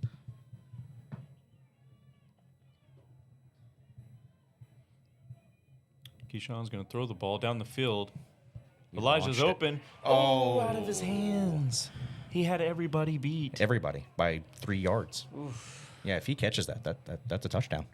And then all of a sudden, Wagner's down 9 points, after the PAT. Yeah, that one hurts. We've seen that in the 2 games we've been doing this. We've seen Keyshawn put the delivery that he needs to on the ball, and it just bounced off the receiver's hands. Yeah. That's tough, especially as a play caller, right? You draw up a play that works, and it's just not executed. Yep. But by the end of it. So 3rd and 11 with 4 minutes and 24 seconds left in the second quarter. Timeout, Wagner. That's their final timeout of the half. So they are out. Fort Gibson still has 2 timeouts that they can use. So we have seen historically, or I say historically, over the last 2 games, that coming out of timeouts, Wagner's good. Yeah. They're very efficient out of timeouts. And this is a critical 3rd down here if they could make something happen. Yes, absolutely. If you go down and get points on the board, not necessarily touchdown, but Sure. get points on the board, you go into halftime and you have a lot of momentum, Yeah. a lot more than what you did just a few minutes ago. Yeah. Make this thing manageable. Yes. Get yourself in striking distance.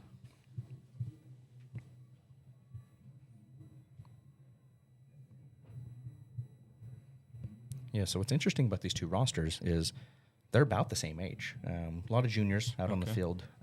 However, most of the juniors on Fort Gibson's roster had a significant playing time a year ago, where Wagner's didn't have much.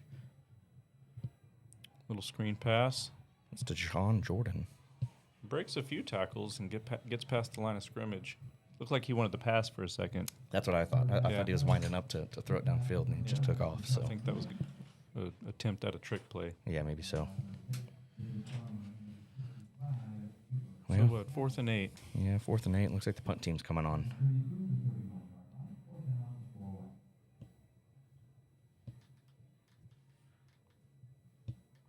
Elijah Love back to punt, and Cash Keys to return it.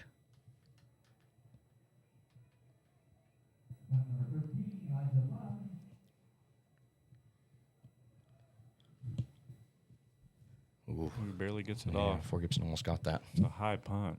Kind of short. Kind of a neutral bounce. And Mark Goins is the one that will stop the football right at that and spot it at the 39 or 38, I believe. Yeah, 3:30 left in the game.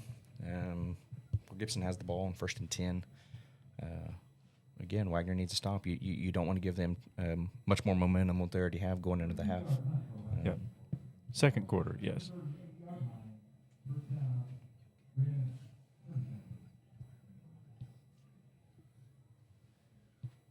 Looks like the massive Fort Gibson line is on the ball, ready to go. As I said earlier, they average a 6'4", 254. Wow. It is a big group of kids. I don't know if you can see the difference on the live stream, but in person, it's quite the difference. Yeah, it's significant. It's Corey Hutton with the ball. Oh, he's he gets close to a first down, he might have got it, depending on where he stepped out of bounds. They're spotting him 3 yards short. That shocks me. I Yeah. thought he was a few yards past it, but hard to see.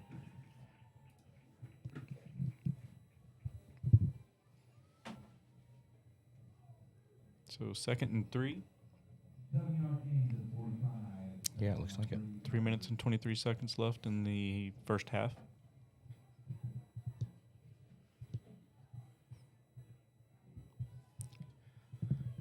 It's a long play that they're sending in. Maybe there was miscommunication there. So it looks like Fort Gibson's going to call their second time out of the half to get this straightened out. So as far as the consecutive wins for Wagner against Fort Gibson, it has been 6 consecutive wins for the Bulldogs. Fort Gibson looks like they're sick of losing this in the series, and it looks like they're trying to go get them a win tonight. Yeah. Hey, thanks for everybody for showing up to the Friday Night Bulldogs live stream, brought to you by the Wagner High School Media Arts class. Currently sitting at 337 viewers. Thank you guys for showing up. Okay, that was a quick timeout. Fort Gibson's back on the field. Hand it off. The gang tackle with a loss of 5 or 6 yards. Yeah. Okay. Wagner needs to stop here. Get off the field and let's get this ball back.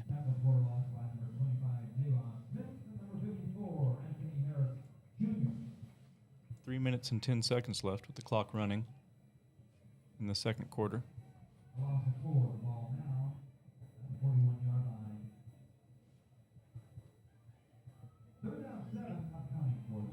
See, Carson Davis will be in the backfield. He sends Cash Keys in motion.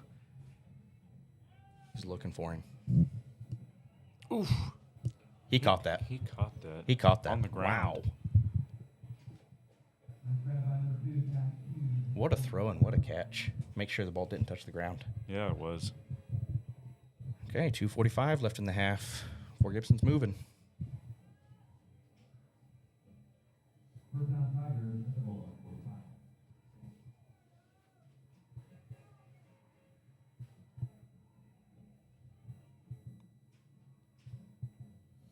He's looking. He's got lots of time. Launches it. Was that number 7? Oh, yeah, that was number 7 out there. Pass intended for Brody Hansen. Just off target. Yeah, you don't want to see that if you're Wagner getting beat downfield. No. Fairly consistently. So they definitely need to clean a lot of things up at halftime. Coach Gilbert hopefully will come up with something. Hands it off. Is brought down immediately. Yeah, it looks like he'll get back to the line of scrimmage. Brings up third down. Caden Holiday and Klinger on the tackle. I believe the last year Fort Gibson won in this series was right before the 48 straight by the Bulldogs. So I believe that was 2014 that they won last, I believe. One of their assistant coaches, Jordan London, was on that team. Talk about a heck of an athlete. Feeling the pressure. They're chasing him. Oh, he got hit again. Throws it. Oh, intercepted. Interception. Oh, and he's going to return it still. Yes, he is. He's still going. He's still going. See if he can beat one. He runs out of bounds. Elects not to take That's on the 5-star off the tackle. Hey, that's a big play. Minute and 43 seconds left in the second quarter. Yeah. Hey, that's just what we needed. Number 3, Mikey Areola on that interception in return. That was a heck of a play. Gives the Bulldogs pretty good field possession just before the half mark. Hey, they have time to make something happen here. Yeah, they do. Again, you punch it in here, you have a lot of momentum going into halftime, and you start to feel good about yourself. Sure. Especially considering the start that we had. Yeah. I mean, the fumble and the return for a touchdown on the kickoff, and then the big plays by Fort Gibson. Keyshawn's going to throw. Oh, out of his hands again. That was number 7, Andrew Rathsack for the Bulldogs with the drop. Okay, minute 39 left in the quarter. Bulldogs are going to come out with Stevie Brown in the backfield with his brother Keyshawn at quarterback.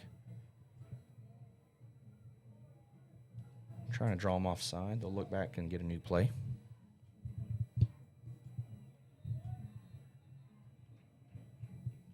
Somebody's going to call a timeout. I believe that has to be for Gibson. I don't think Wagner has any left. I never saw an actual motion by the ref, but maybe I just missed it. So I assume for Gibson calls a timeout here with 1:39 left in the first half. For Gibson Tigers are up 30-14 against the Bulldogs. Like I mentioned before, this is kind of uncharted territory for Gibson. They've trailed by at least 2 touchdowns in every single game so far this season.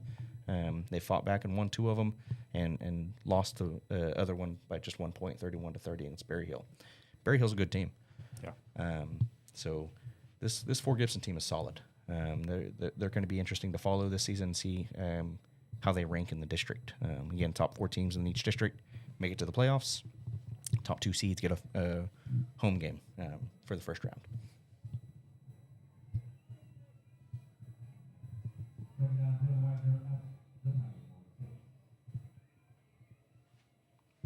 Keyshawn's going to pass the ball, or he wanted to pass the ball, but he takes off running down the field past Good the 30, blocking. the 20, Out at the 15. out at the 15-yard line.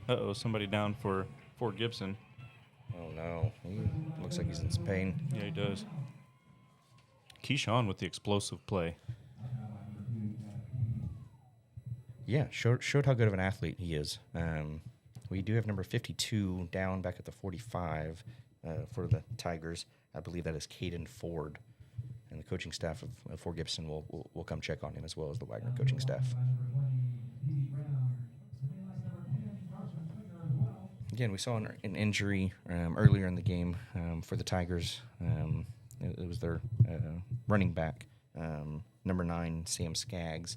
He did end up getting up on his own and walking to the sideline after quite some time. So that was good to see. Obviously, we haven't seen any more of him tonight. Hopefully, he's doing okay. Minute and 30 left in the first half.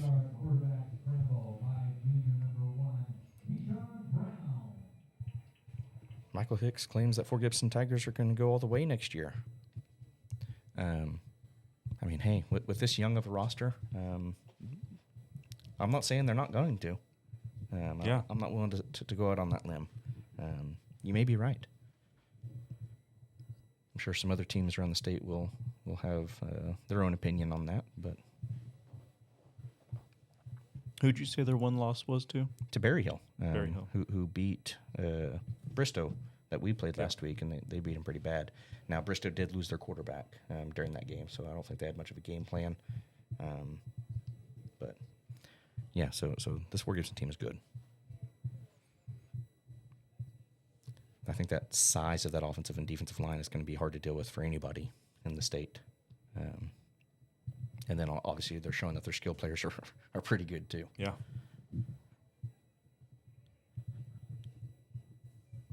So we still have an injury timeout here. Second quarter, minute 30 left. Bulldogs have it on the 18-yard line going in. So they're in the red zone. They're hoping to be able to punch this in, get some momentum right before the half. Hey, good news. Caden Ford does get up on his own accord and jogs off the sideline. So Yeah. happy to see that. Absolutely. Hopefully he can get some treatment at halftime and be able to play the second half here. Yeah. Okay. So it looks like Wagner's going to go 2 out wide to the right, plus a couple of tight ends, and Stevie Brown at running back with his brother Keyshawn at quarterback. Keyshawn's going to throw. Wants to throw. Jukes and jives. Pushed out of bounds. Yeah, they end up getting a sack on that. Obviously, the defensive line is the one that drug him out, but I give credit to the coverage there. He had nobody to throw the ball to, which ultimately led to the sack. Yeah. Good job to get out of bounds, though. Stop the clock. Yes, it was. So we're looking at, looks like 2nd and 14 with a minute 20 left in the half.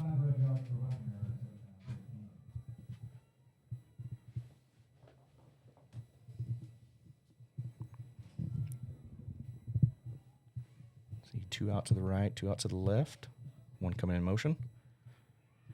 A little pressure. Ooh. They're going to meet him. He's to hang on to the football. Yeah, he He's has got that it thing hanging hang. out there. Yeah. Man. Boy, that's scary. It is.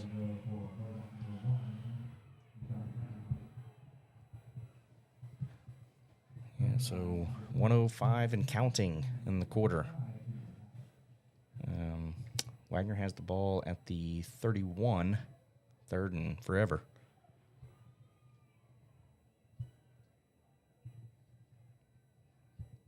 Looks like they're going to go trips right. Of course, in the shotgun formation. We got 40 seconds left.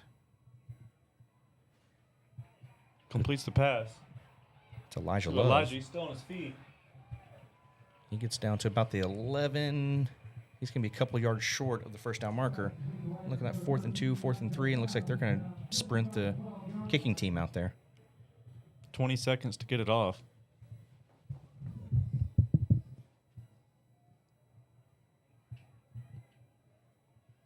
See, 10 seconds. Got it What's off. up? And good. It is good. So Wagner 17, Fort Gibson 30. Hey, you said all they needed was some points on the board there. Yeah, you bring it within 2 possessions here after a pretty horrendous start. Yeah. And it seems like they've slowed the Fort Gibson offense down.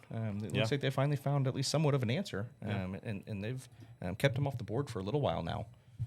So, yeah, you just build on that at halftime, and second half, you just hope for the best and let your athletes go play. Yeah. Hopefully, make it a good result for homecoming if you can. Speaking of which, the winner of the Wagner High School fan favorite float for homecoming was the juniors, so congratulations to them. Yeah, and Zoe Edwards was your homecoming queen representing the wrestling team. So congratulations to her and her family. Homecoming is always a fun time. Oh, yeah. Homecoming week, the festivities at your pep assembly.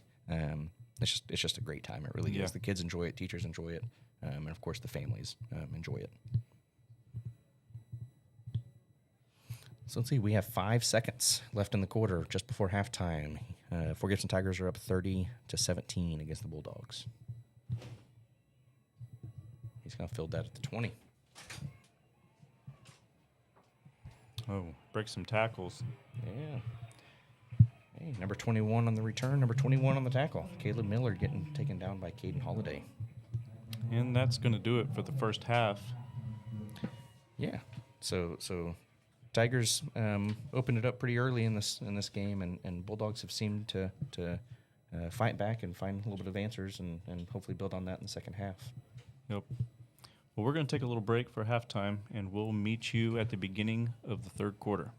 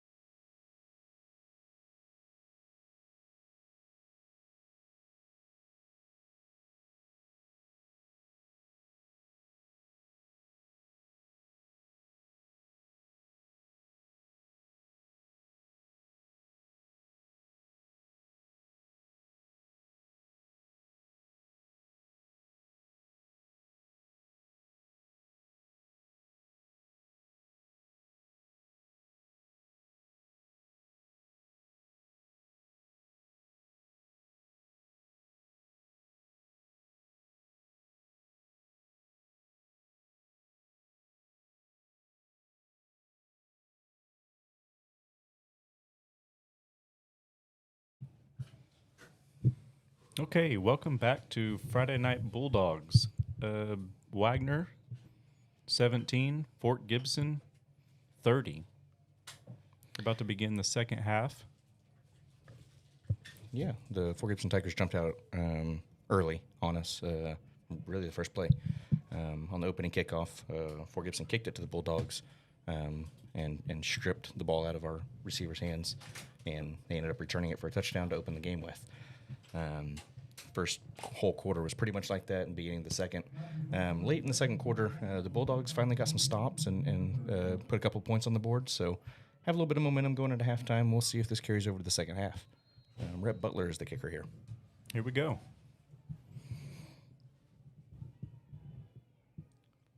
Ooh, he bobbles the fumble. Looks like he fell on it, though. Yeah, he did. Okay, so obviously not a great start that the Tigers were looking for, but they do still possess the football, so it'll be their ball, 1st and 10 at the 24. See what Wagner defense comes out with. Would sure like to get a quick stop here. Yeah, they found success late in the first quarter, or late in the first half. So hopefully that continues here, and we get a little bit better of a ball game here.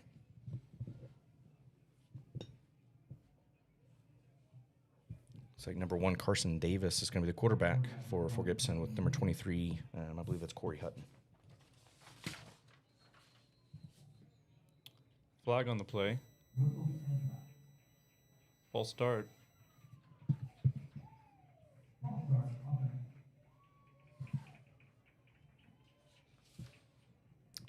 Okay, so good sign for the Bulldogs here. Hopefully this will make it getting the first down a little bit harder, and they can get off the field here quick. Yeah, they'll take it. Take all the help they can get right now.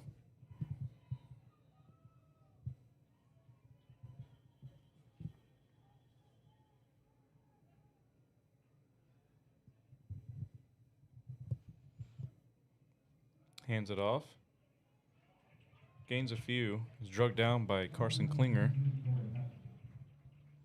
Carson Klinger has been a great addition to this junior class. Oh, yeah. I believe he came in as a freshman, and he's really paid off and gave us a lot of valuable minutes.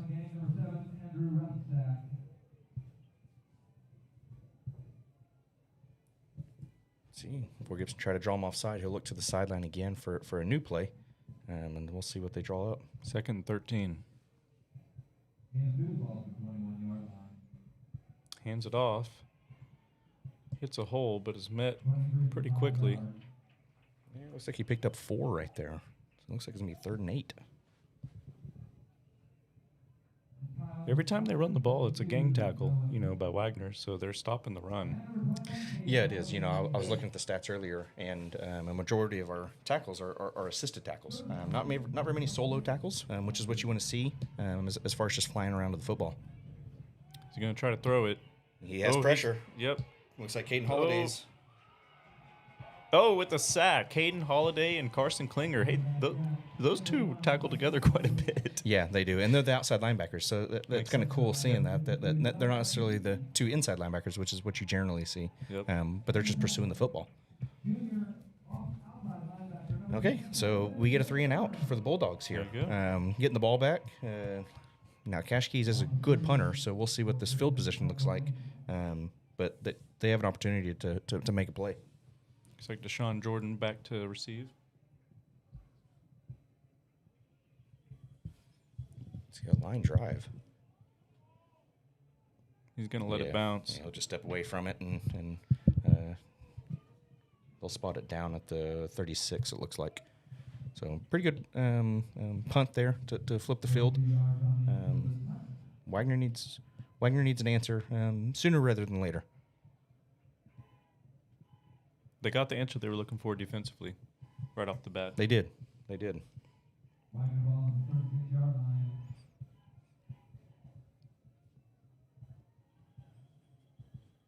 Yeah, so being from Wagner and teaching at Fort Gibson for the last 2 years, have definitely had some conflicting relationships here. So my Fort Gibson family is feeling a little outed, so apologize about that. But I am a Bulldog, so. There you go.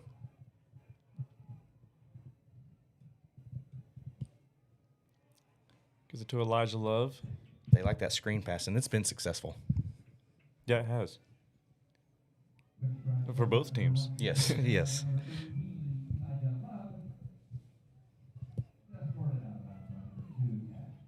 Picked up about 3, so 2nd and 7.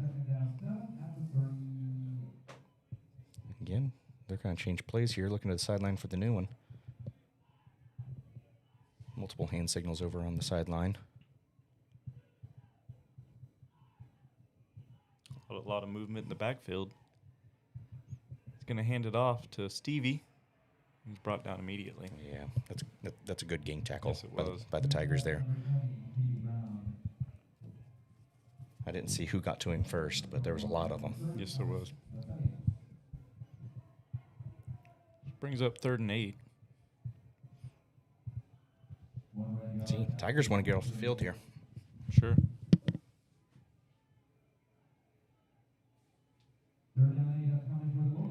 Okay, it'll be the Brown brothers in the backfield together. Oh, that's a weird snap. There was Yeah, some it is. mistiming or something. He does throw it. Oh, Elijah Love catches it. What Wow. a throw, what a catch. What a nab. Boy, he went over the top. It looks like people are stopped. Looks like they're expecting a flag. There's an official with a no hat on, so maybe use that as his flag. Well, looks like it's going to be a penalty on potentially the Tigers here. There's a lot of confusion out there. Oh.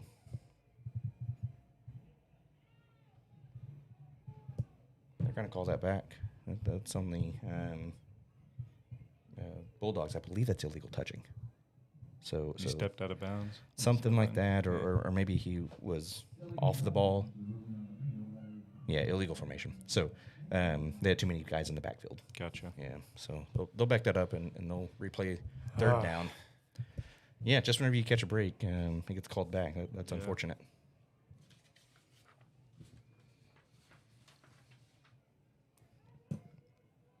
Oof. So we have about 3rd and Shoto here coming up. 3rd and Shoto. I stole that one from Jeremy. I'm not going to lie. Whenever he said it, he was doing a PA at a middle school game, and it said it. I don't know if anybody else caught it, but I was cracking up to myself. Keyshawn's going to keep it himself. Does get some yards, but Yeah, he almost gets back to the original line of scrimmage, but it looks like it's going to be 4th and about 12 coming up. So here comes the punt team to swap ends.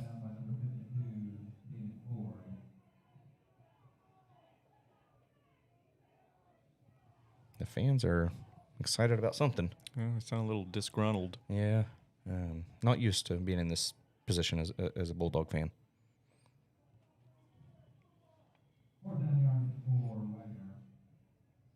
See, so Elijah Love will be the punter here. Cash Keys to return. Nice punt. Bounces right to Cash Keys. And he picks up about 5 or so yards afterwards. So ball at the 30-yard line. 8:25 left in the 3rd quarter. Yeah, Tigers up 30-17 here. So Brent Venables was in the house. I doubt he still is, but maybe. Came in for pregame and was taking pictures with all the kids and fans. So it's kind of cool to see. Don't get that just too often. However, More often than you'd think. right. Can you guess? I'll give this one to you. Can you guess how many Wagner alumni are currently playing Division I football? Oh, fumble. And Wagner picks Wagner it up. falls on it. That's the break Wagner needs right there. It's going to be Wagner football at the 27-yard line. Javon Smith with the recovery. What a play. Javon leads the team in solo tackles, actually. Okay. Yeah, and total tackles. Okay, Bulldogs. Wait. Fort No. Gibson still has the ball. I'm not sure what happened I there. don't know. The fans are not happy about it, though. No. That's Corey Hutton on the Tough run. run, but man, He gets- Caden Holiday smacks him at the end.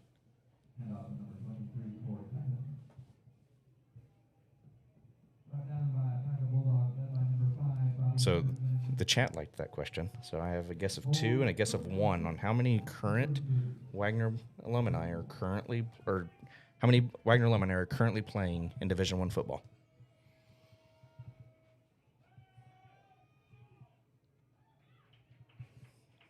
Did he catch that? I don't think so. I think that hit the ground.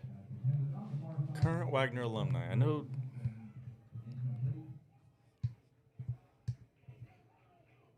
I'm going to say 2? That's what Keaton Cole says, too. He says Alex Shield Yeah. who's actually went to Fort Gibson Oh, that's right. early in his He came- career. That's right. Yeah. I forgot about that. And Whit Edwards. So those are Yeah. from the last 2. There's actually a third one. Wagner fans will remember this name once I say it, is Isaac Smith. Initially went to Texas Tech, but since then, I believe this year, he transferred over to Michigan State. Oh, really? Uh-huh. Is that the tight end? Yeah, the Okay. tight end on that 22 team. Yeah. Heck of a football player. Yeah, he was. Or is. So, yeah. 3. Yeah, 3 current. I mean, for a Yeah, that's pretty impressive. absolutely. Not to mention one in the NFL right now. And one that not that long ago was in the NFL. They Yep. just missed each other by, I think, a year. Yeah. Otherwise, Wagner would have had 2 NFL players at the same time. So,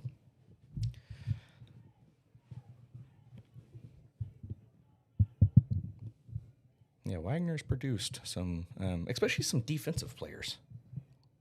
Almost all of the players coming out of Wagner have played D1 on the defensive side of the ball.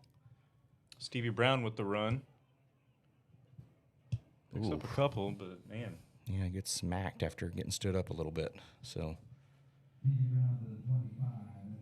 looks like we have Wagner has the ball at the 25-yard line.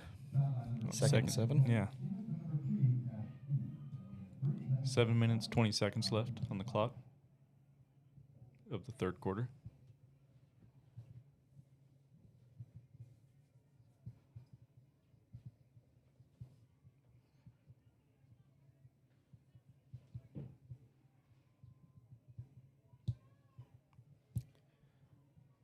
Fort Gibson has that motion on the defensive line just before the snap.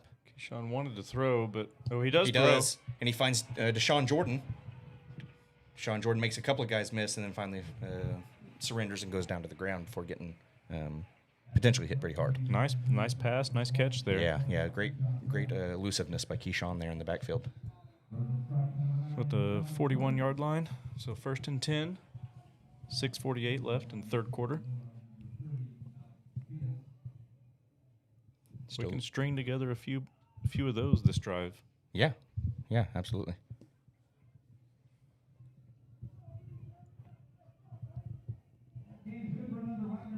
It took a long time to get the play in. There's 10 seconds left on the clock, on the play clock.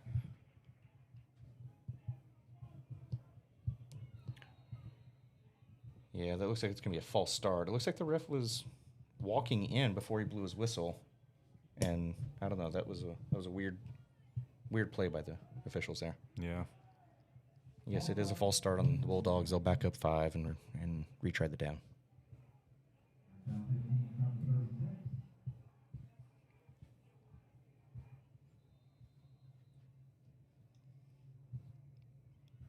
Okay, so the Wagner coaches get the play in a little bit earlier this time. Maybe that was the reason for the false start, was just kind of trying to beat the play clock. Sure. And jumped off a little bit early.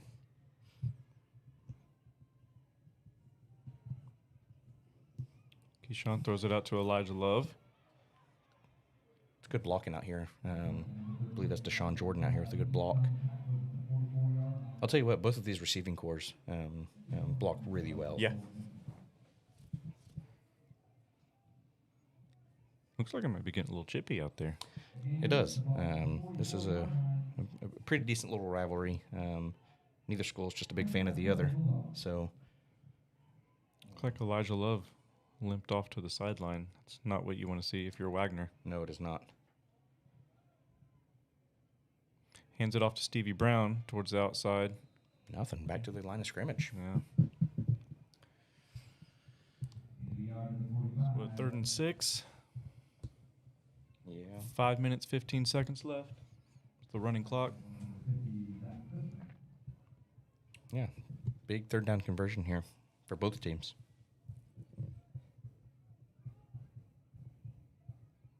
It's like Wagner's trying to get something going, but just struggling to get over that hump. Yeah. Yeah, a conversion here would be big for their momentum. Keyshawn has room on He the may left. scramble. He may But throw. he wants to throw. Oh, what good a play. Oh, no, fumble. Oh, he fumbled it. That looks like Fort Gibson recovered it. That was Deshaun Jordan on the fumble there. No, sorry, Mark Goins on the fumble there. And it is Fort Gibson's ball. It is. Golly, it's beautiful play. Then Yeah. can't hang on to the football. You know, whenever Keyshawn scrambled and rolled out to the out of the pocket there, he pointed Mark saw going that. up the field, and then Yeah. as soon as he released, he was wide open, and he hit him right on the target. Yeah, and then just ball comes out. Yeah, man, unfortunate. A lot of turnovers over the last 2 weeks. You hate to see it. Yep. Like I said, if Wagner can get out of their own way, they would be an extremely dangerous team. Yeah, they would. And they'd be back to that powerhouse status that they're used to being at. Kind of run that up the middle. It's a pretty good tackle. Yeah, it was. It was Caden Holiday again. Caden Holiday's had a big game. Yes, he has. Said his name several times. Yeah, I believe he was assisted there by Andrew Rathsack, I believe.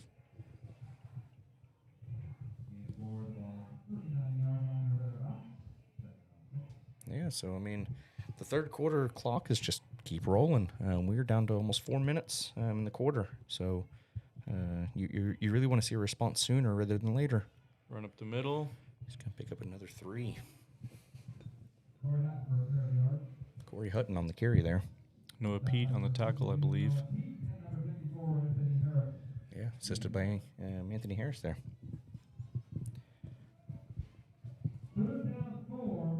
Yeah, it'd be interesting to see at what point does Fort Gibson really start burning this clock off. I mean, obviously it's early right now, but I mean, 2-possession game, and Wagner offense has shown that maybe they're unable to do just a whole lot. Yeah. 3rd and 4 here. Passed up the middle. And gets the first down and is brought down immediately. Yeah, that was tight end Dawson Stevenson with the reception there. Andrew Rathsack with the takedown. Again, another big kid. Dawson Stevenson, 6'3", 216, according to their roster.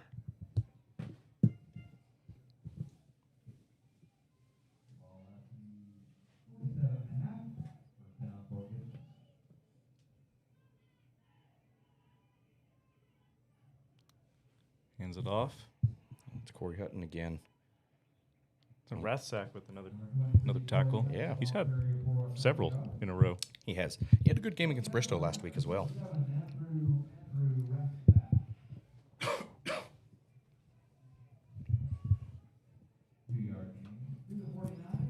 So we have 2nd and 9 for the Tigers here. 2:45 left in the quarter, in the third quarter, that is. Fort Gibson Tigers are up 30 to Wagner 17. A lot of defense this quarter. Yes, yeah. Yeah, nobody really getting able to establish anything. Uh-oh, big there's run by Keys. Cash Keys there. And Man, he's explosive. Yeah, drugged down by Mark Goins there. Quick. Yeah, he I is. mean, very quick. He was just all of a sudden full speed. Yeah. He was through that hole before anybody knew what was going on. Yeah. So the chains will move. Clock keeps running. I think Fort Gibson's okay with the defensive battle from here on out. Yeah, I think so. It's a good coaching staff that they have over there. Obviously, they're ready to come play in this game, and they've managed it well. Yeah. Cash Keys met in the backfield by a couple of guys. Looks like number 25 with is the primary tackler, which is Javon Smith. I believe Caden Holiday was in on that one too, but he's limping right now. Looks Elijah like Love. Elijah Love is going to come in for him to Yep. let him go recover a little bit. It's good to see Elijah Love come back in the game after Yeah. he limped off. Yeah, no kidding.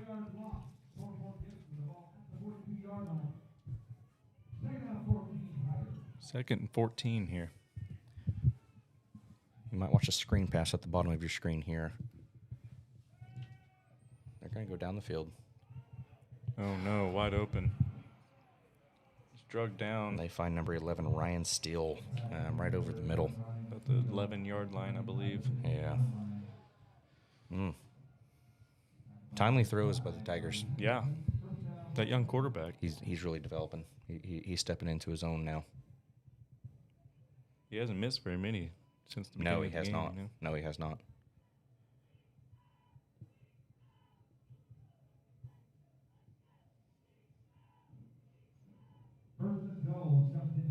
See, first and goal. He's going to hand it off. Yeah, it's Corey Hutton again, and he's met at the line of scrimmage, but Well, he's still going. They'll finally drag him down a couple of yards up the field. Yep.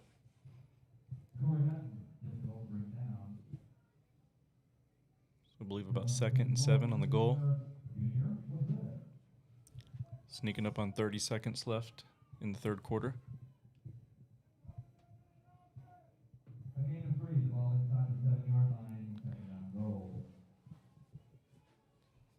Okay. Carson Davis on back. Take the snap. He's going to run it himself. Not very far, though. No. And slung down to the ground in the backfield. Bobby Henderson with the tackle. Heck of a tackle. Yeah, it was. Looks like Carson might be shook up a little bit. Looks like that's going to be the end of the third quarter. Okay, so after 3 of them, Fort Gibson Tigers 30, Wagner Bulldogs 17. Fort Gibson's knocking on the door. Yep. Just went backwards quite a ways there. So 3rd and goal, but from about the 15-ish yard line, probably a little bit inside the 15. And we'll switch ends of the field. Yeah, you definitely wanted to see Wagner, obviously if you're a Wagner fan, you definitely wanted to see them kind of cut into that lead a little bit, even if it was getting 3 on the board. But neither team getting really anything going until here late. Yeah. No points that quarter, right? No points, no. So it was 30-17 at half, and here we go into the fourth quarter at the same situation. Yeah. As I said, Fort Gibson's perfectly okay with that. Yeah, they are. They are. I can't remember exactly, but at least 1 turnover. I want to say 2 turnovers there in the third quarter for the Bulldogs. Yeah. And a handful or a couple, I think, in the first half as well. So they have to take care of the football if they want to find success. Now this is one of the better teams on their remainder of their schedule. Sure. I would not be surprised to see Fort Gibson in the top 1 or 2 in this district going into the playoffs. Sure. I mean, that massive line is just so much to deal with. It is. It is. And unfortunately for the Bulldogs, whenever they're that much bigger than you, it really wears on you throughout the game. And so here comes the fourth quarter, and maybe your legs are getting weak and your hands on your hips a little bit more. Carson Davis is going to drop back and pass this. Incomplete. Yeah, couldn't find his target. Looking for Cash Keys out there, but pretty good coverage. Had 2 on him. Well, holding the fourth down. Looks like they're going to punt. Not punt. Sorry, kick the field goal here. This would be Paxton Philman with the attempt. Just a sophomore. Hey, we have almost 400 viewers. Wow, we do. Right now, 380. Yeah, thank you guys for joining. Yeah, we appreciate it.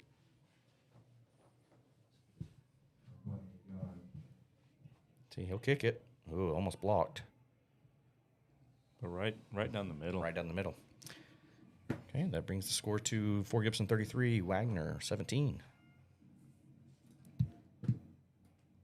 Hey, just a reminder, Friday Night Bulldogs is brought to you by the Wagner High School Media Arts class. These high school kids do a good job of doing all the behind-the-scenes work of this. So we're sure proud of these kids, and we appreciate all the work they do. Yeah, it really is a great program that they have there. Just getting these kids exposed to these new skills that are very relevant in the 21st century, and just getting them hands-on and responsible. Great job. Hey, you got any more trivia questions for the chat? Oh, let me see what I have here. I haven't looked at it in a little bit, so I forget all my... Let's see. Hey, shout out Jacob Hammonds. Thanks for listening, man. Yeah, great job. Okay, so we've already talked about when the first game was, which was in 1922 between these two schools. who won the game, Hmm. and what was the score. Ooh, Remember, 1922. you're really calling out the historians here. I like to call myself an amateur historian. I have a degree in mathematics, but my minor was in history. Yeah, that's right. So,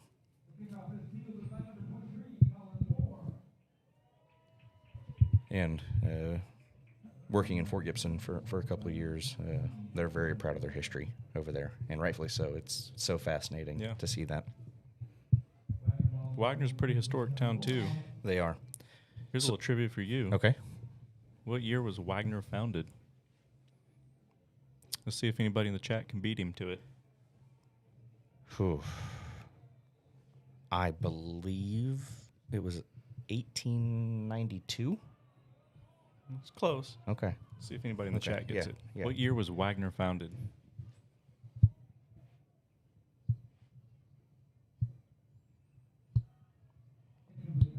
We do have Gavin Trueblood in the chat, class of 09. So he was graduating like my sophomore year, I believe, freshman year, something like that. Gavin, thank you for your service. Yeah, absolutely. Thank you, sir. We have a guess of 1885, In 1907. 1907. Actually, it's older than the state of Oklahoma, which, as you know, was founded in 1907. Not quite as old as, or not, it was after 1885. Yeah. Liz Meisner says Fort Gibson won 19-0 in the first matchup. I believe that was the correct score. Wow. However, I think Wagner won. Oh, oh no, fumble. Keyshawn does pick it back up. I have 2 at 1896. Is that correct? That's correct. Very good job. Zane Edwards and J-Half. Good job, guys. Okay, so we're looking at about 4th and 4 here. Wagner offense isn't going to come off the field. They understand how dire this possession is. They are down 16 points with 10.5 left in the game. He's going to complete it for the first down. I believe that's Zion Corey. It is Zion Corey with the reception there and getting out of bounds.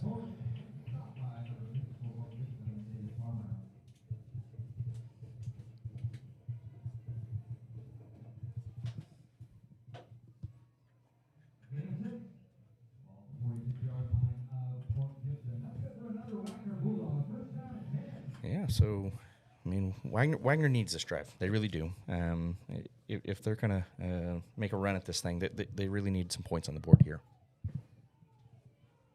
Looks like there's some confusion out there on the field. He's looking deep. Big pass. Oh, no, it's he intercepted. it. Cash keys on the interception there. My Man, goodness, that guy is everywhere. he really is.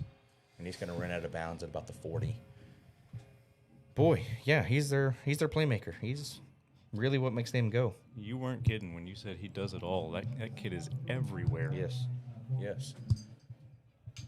And like I mentioned before, a really good multi-sport athlete. He's a heck of a basketball player. Fun to watch.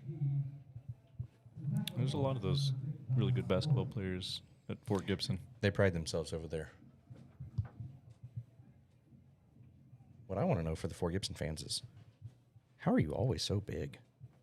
Yeah, they put something in the water down there. It has to be. They have to. Yeah.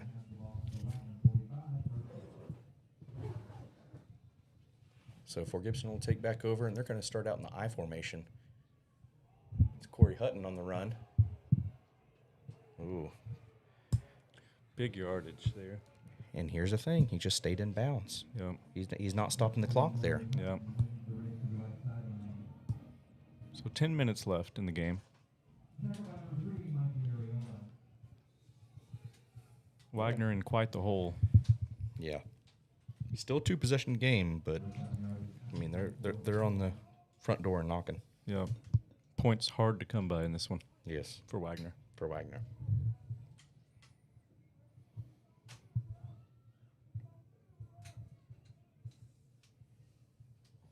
Again, they'll stay in that I formation.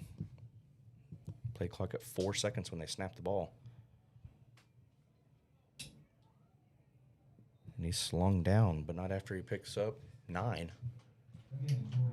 Maybe 10. They might give him the first down here. No, it looks like he's just short. Yeah, so looks like the time management has already started. They do give him the first down. They do give him the first, okay. Yeah, so they'll take another 20 seconds off the clock from the time now. We have 9:11 left in the fourth quarter. Fort Gibson knocking in the red zone. Yeah, they're not in any hurry to snap this football. No.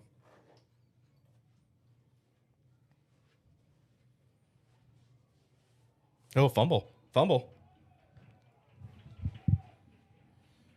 What are they calling? They might have been saying that he's down. Yeah, Yeah, they're they saying said he he's was down. down. Dang. Yep. So Fort Gibson will retain possession of the football. It looks like their running back might be a little shaken up on the play. It's Corey Hutton. Yeah, he's still down. Yeah, he is. It's a third Fort Gibson player. Yeah, no kidding. That's battled an injury. So again, hopefully he'll be all right. And their coaching staff is going to come out and take a look and assess the situation.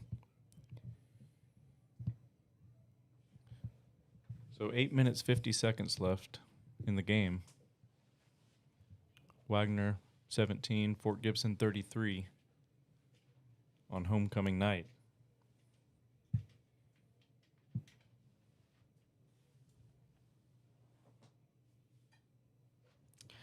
Okay, here's another history trivia for everybody. Fort Gibson fans should know this.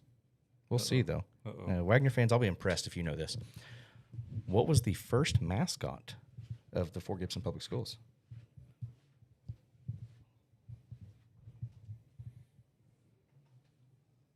As a Shoto alumni, I have no idea. Yeah, I didn't either until I taught there. Their students do know. I would play hangman with them in our free time, and that was commonly a question I would ask, and they would know.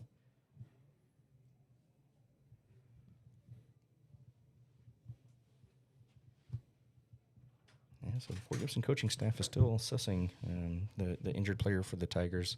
It is Corey Hutton, number 23, the running back that they've been using this entire half. Really the last 3 quarters since number 9 went down for him. So a couple of my teaching friends are texting me the answer, but I want the chat.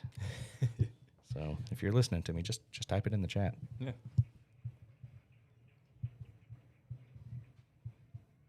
Corey Hutton's going to get up and walk off on his own accord, so that's great to see. I don't see a limp either, so Yeah.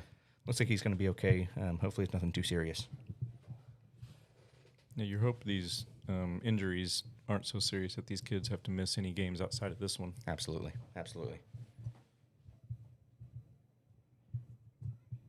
Ooh, Matt Wilkie said the Zephyr.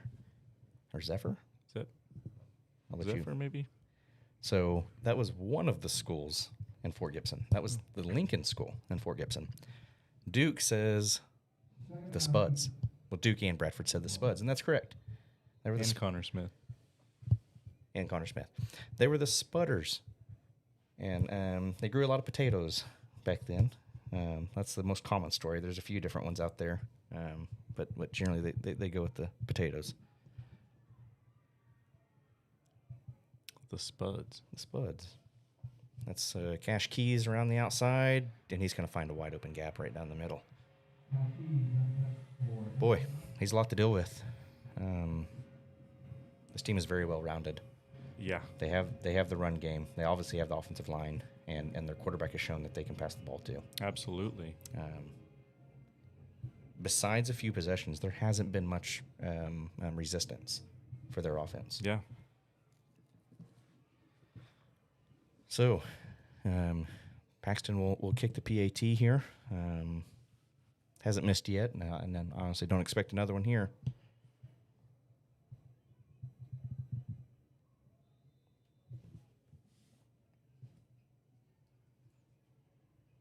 It's up, and it's good. Well, that brings your score to 40 Tigers, 17 Bulldogs, with 8:25 left in the game. Yeah, so going back to the Fort Gibson mascot, it is interesting to me that they went from something as unique as the Spud or the Spudders to the Tigers. Yeah. Going from one of the most unique mascots to literally the most common mascot.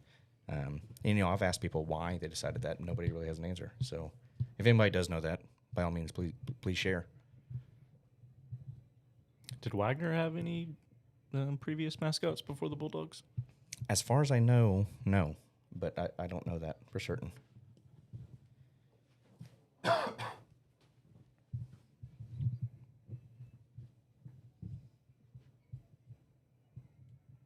So Paxton Philman's going to do the kickoff.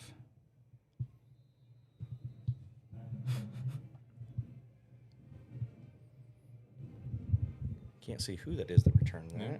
Gets past the 30 and takes a hit.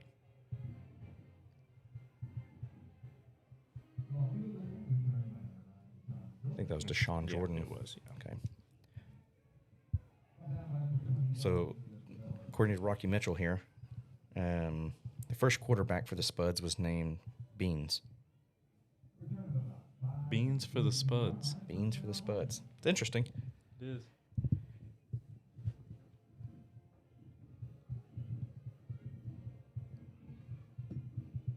So Wagner will trot their offense back out here with 8:21 left in the game, down 40-17. Curious to see what the game plan is from here on out. Sure. Passing the ball. Oof. Another drop pass. Yep.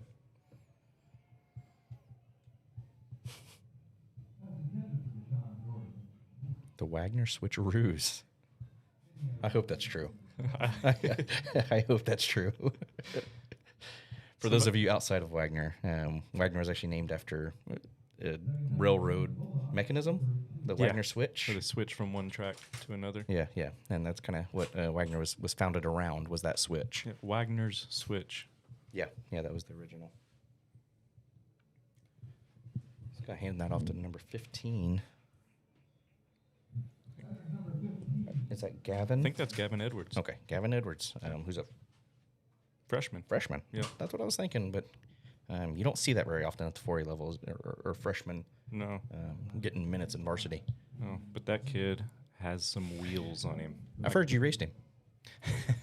I did. I coached, the middle school soccer team a couple years ago. Yeah. And I kind of took pride in not letting those kids beat me in sprints. And then Gavin decided to join the team, which I'm super happy he did. But that's when my winning streak ended. It's a light of love. Yeah. A nice catch. Well, getting up the field and getting well over a first down there. Yeah.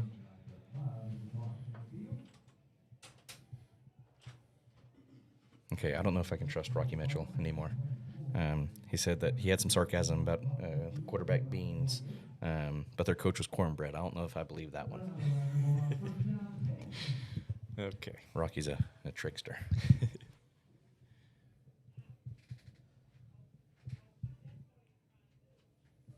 See, they're going to pass again. That's Jonah Smith out there. Yeah. With a nice run. Yeah, it is. Good hard run. Fumbles it after he's out of bounds. Yeah, he was well out of bounds before it popped out. So another first down. These little quick passes are working. They are. And again, they're getting out of bounds to stop the clock. You still have your 3 timeouts. It would be nice to punch one in, just show some fight at least. Yeah. Looks like Fort Gibson uses a timeout here.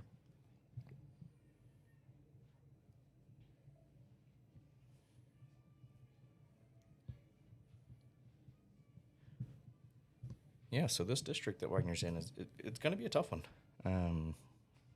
I believe I'm looking it up right now, but I believe Grove is in this district as well, who is coached by Coach Keenum, that Wagner fans would be familiar with, former defensive coordinator for the Bulldogs, and their last championship run in 2022.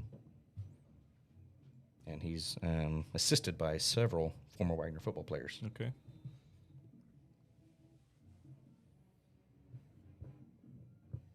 Looks to pass again. He's going downfield. Elijah Love is open. He catches it. That's a touchdown. Wagner. It's a late touchdown, but hey, again, like I said, just show that you're not going to give up. Yeah. Show that you're not going to roll over. Yeah, see what happens. Yep.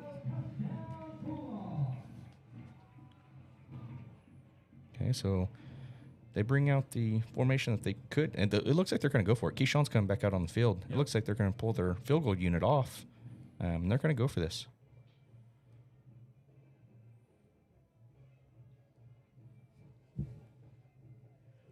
Wagner coaches are not happy about something, and I don't really know what they're mad about. It looks like they're talking to a ref on the sideline here. I'm not sure what that is. Officials are going to come to the sideline and talk. It looked like the timeout was going to happen, but it looks like they're going to go back out there and play.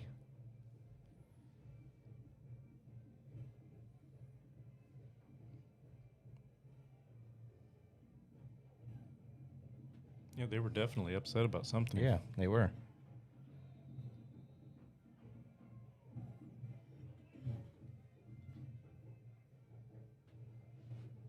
Somehow still 20 seconds left in the play clock. Looks like they were trying to get Deshaun Jordan out back onto the field, and he didn't make it out there in time, so they sent Jonas Smith. Okay. See what the play call is here. He rolls out. Elijah's open.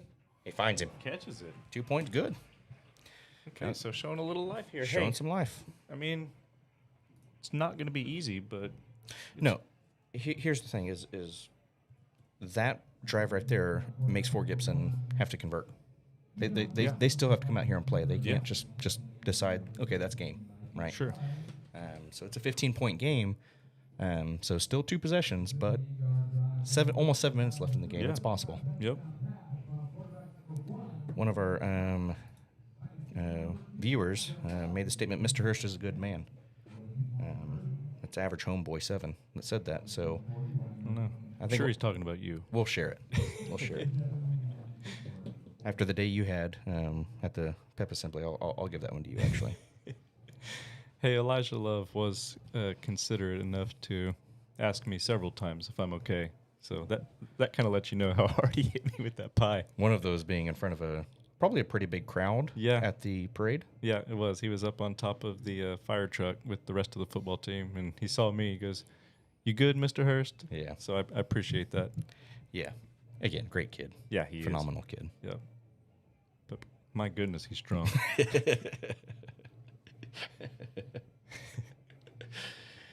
I'm not going to lie. I watched that video a handful of times. Yeah. It was, Slow-mo is the best. It because is. You can really see my head snap back. Yes. And as little brother, makes me feel good. I appreciate that. Yeah, you're welcome. Looks like there's a penalty on the play, but I don't really know exactly. Like the side judge, sideline warning maybe, because nothing actually happened. Yeah, these officials and the Wagner coaching staff are not getting along great.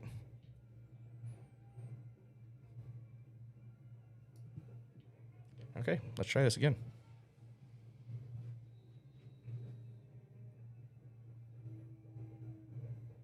Ooh. Onside? Oh, no. Did it ever go far enough? I don't know. I don't think it did. It has to go 10 10 yards. yards, Right? yeah. I think you're right. Made it.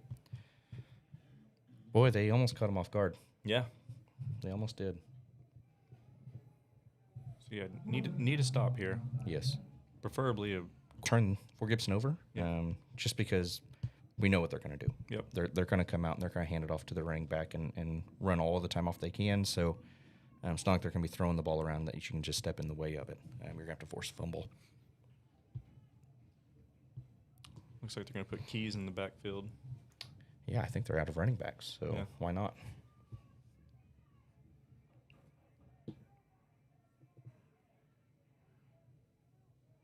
Yeah, they're gonna go I formation here and just hand it off and hopefully pick up enough after 3 of them to get the first. Flags out. Don't have any idea what that would be. Oh, it's way back in the Wagner side of the ball.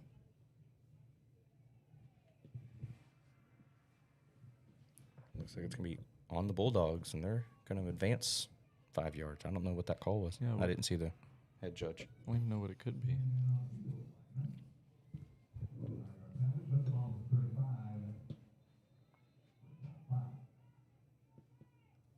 Hands it off. Man, he's mad. Yeah. Pick of about a yard, so after the penalty in the yard, it'll be 2nd and 4. Not sure who that was on the tackle. I think it was either Caden Holiday. It was Zion Corey. Zion Corey, yeah.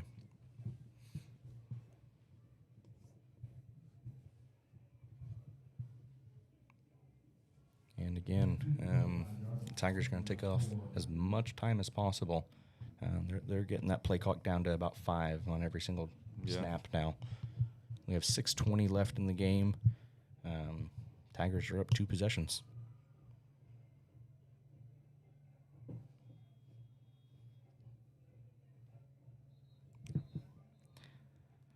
So while we have a timeout here by Fort Gibson, Average Homeboy says Mr. Hurst was a great science teacher. I never taught science. No, me neither. That's interesting. Yeah. Maybe they have the wrong Mr. Hurst. Maybe there's another one out there somewhere. Yeah, maybe so. I don't know of any at Fort Gibson or at Wagner. But elaborate. We appreciate the love, though. Yeah, thank you. I don't know how good of a science teacher I'd actually be, but Yeah. There's a lot of math in science, so I know I'm out. I was worried about the reports that you have to write in science. So. Oh, nice tackle. Yeah. Looked like he was going to slip away for a second, and I don't know who that was, but Anthony Harris. Anthony Harris Yeah. just Great tackle. his fingers were strong enough to hold on.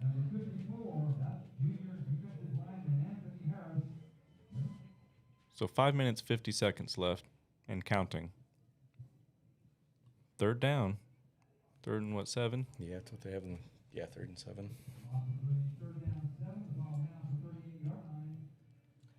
I would expect a run here, just to kind of play it conservatively, but we'll see what they like to do. They do. Got to. That's Okay. Cash Keys. Looks like it's going to be 4th and 4.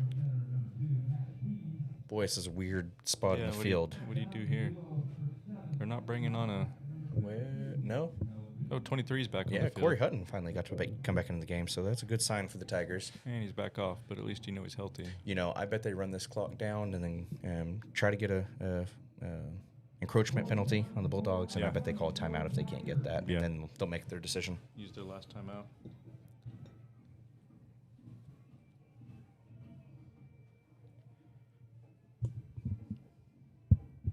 Cash Key still in the backfield. They'll snap it. He catches He it. catches it. I think he's short, though. Yeah, That's gonna- he's close.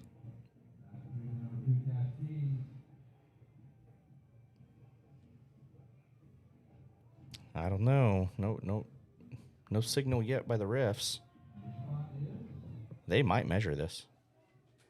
That is awfully close. That is. Looks a little short from Yeah, it's hard my to tell. viewpoint, but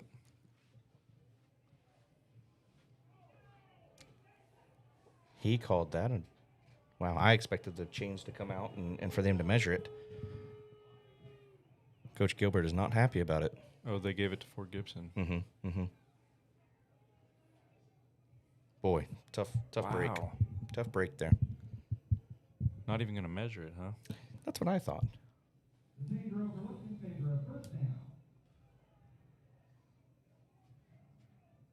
So again, they'll go back to that I formation, and they're just going to drain this clock.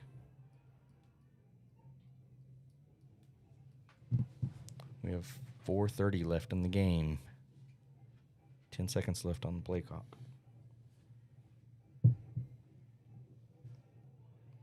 It's that Corey Hutton.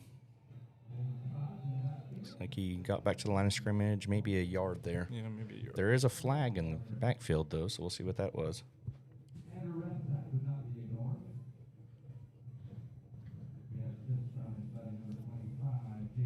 Looks like it's going to go against the Tigers, holding against the Tigers, so that'll back them up 10, I believe.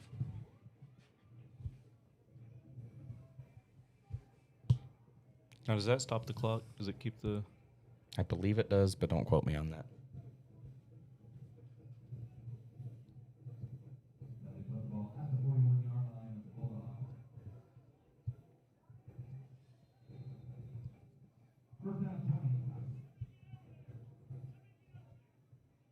He's going to sling it. Missed it. Incomplete. Threw it too high. That's an interesting play call there. Yeah. Very interesting. Why are you stopping the clock? Right. I mean, here's the thing. Even if you don't get the first down, kill the clock. I mean, there's still a 2-possession ball game. And really, you know, if you gain enough yards right here on the first 3 plays, you're in 4-down territory. Yeah. Yeah, interesting play call. Hands it off. Keys. He's going Man, to that beat him guy's around the good. edge. He's pushed out at the 10. Elijah so Love pushes him out. that'll be 1st and 10. Clock does stop, but there's only 4 minutes and 5 seconds left in the game.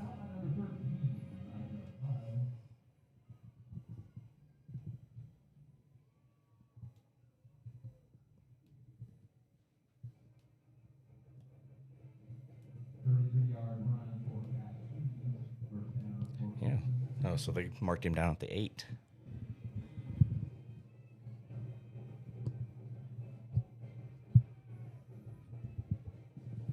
Again, they're back in that I formation.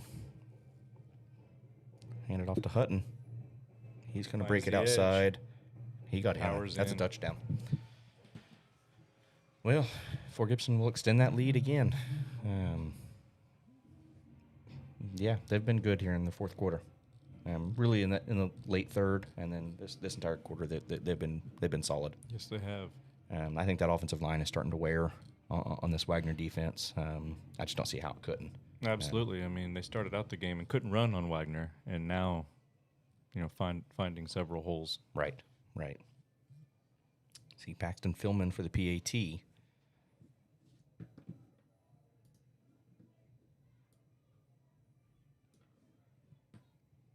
It's up. And good. Okay, that brings your score to Fort Gibson 47, Wagner 25. 3:58 left in the game. The Tigers will kick off to the Bulldogs.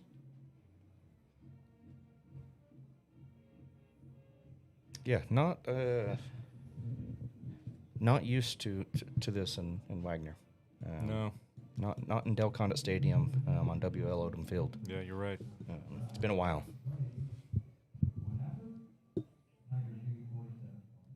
Again, looks like a really good Fort Gibson team. They're dangerous. Yeah.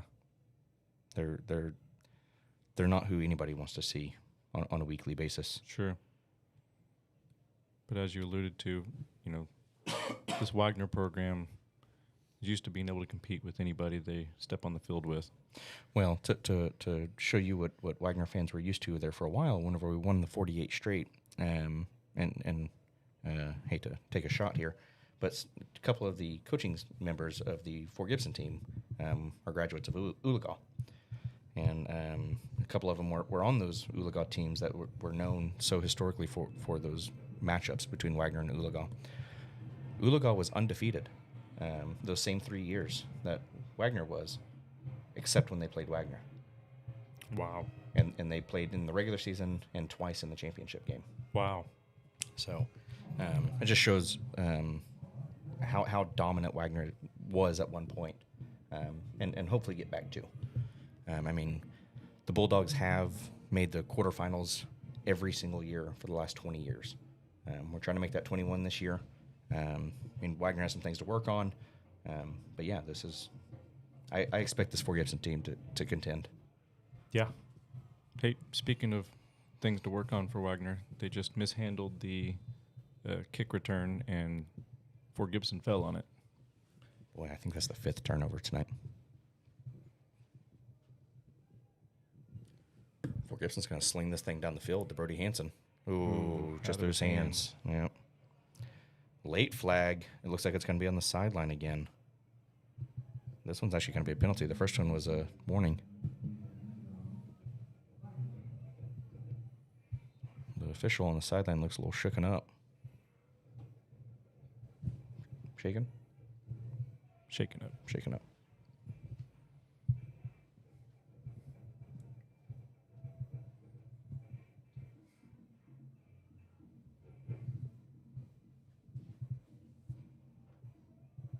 See, they're going to have a meeting with the Wagner coaching staff over here on the sideline. They seem awfully picky about that sideline. Yeah. I remember the coaching staff was getting into it with these officials earlier on the sideline, so might have something to do with that, maybe. Sure.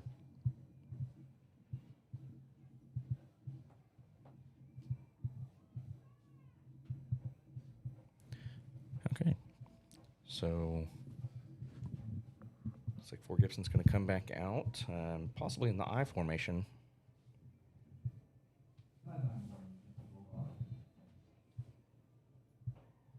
MW Duckett might have been 3 straight years in the state finals. I knew it was 2 for sure, but it might have been 3.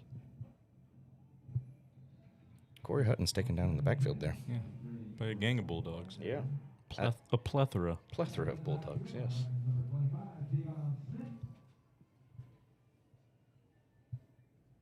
Shout out Debbie Hurst.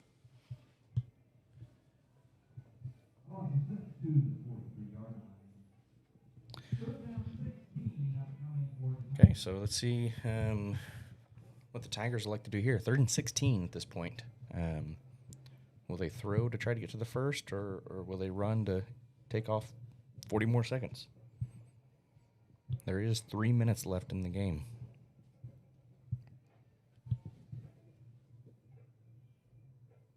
Got handed off to Corey Hutton. He's tackled back to the original line of scrimmage.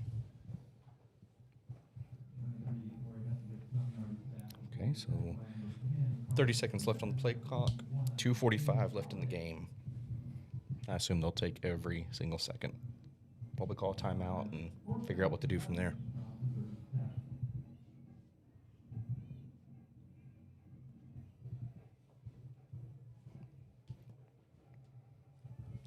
Gibson's going to come out in a shotgun formation. Corey Hutton in the backfield.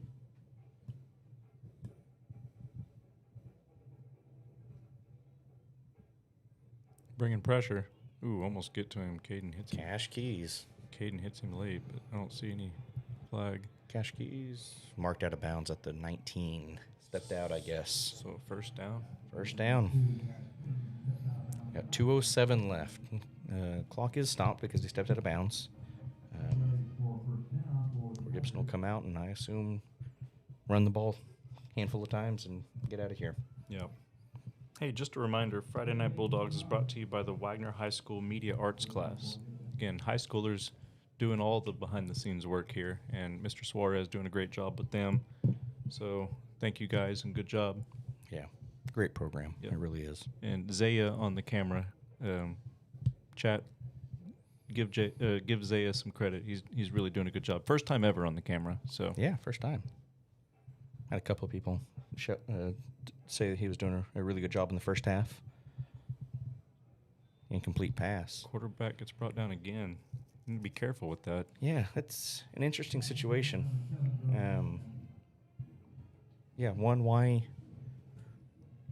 Why throw there? I don't know. And if you're going to throw, why is your starting quarterback still in the game?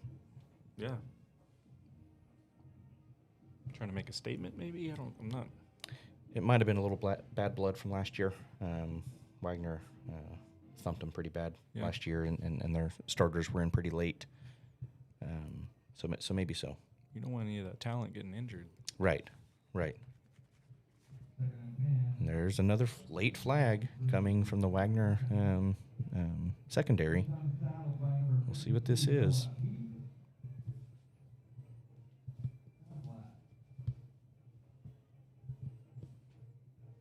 So we're still at 339 viewers. We sure do thank you guys for being here, sticking through.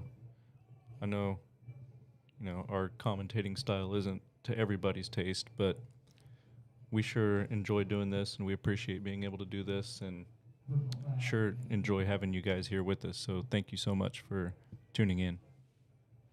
Yeah, it's been fun. Yeah, it has. Thank you.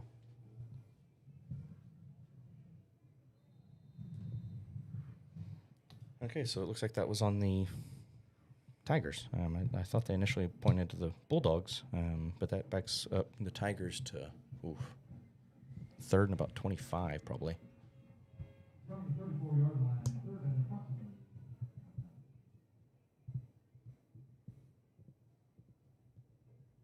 See, they're going to toss this ball again. They get back quickly, He's but gonna he takes run, off. and he steps out of bounds.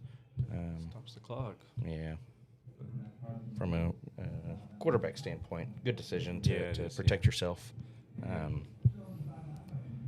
Yeah, so you bring up fourth down.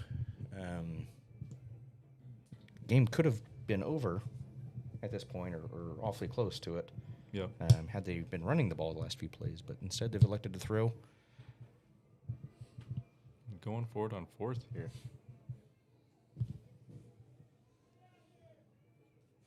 Fourth and 17? Yeah, I would expect a pass. There's no reason to run at this point. He launches it to number 21, incomplete. Number 3, Mikey Ariola over there on the coverage.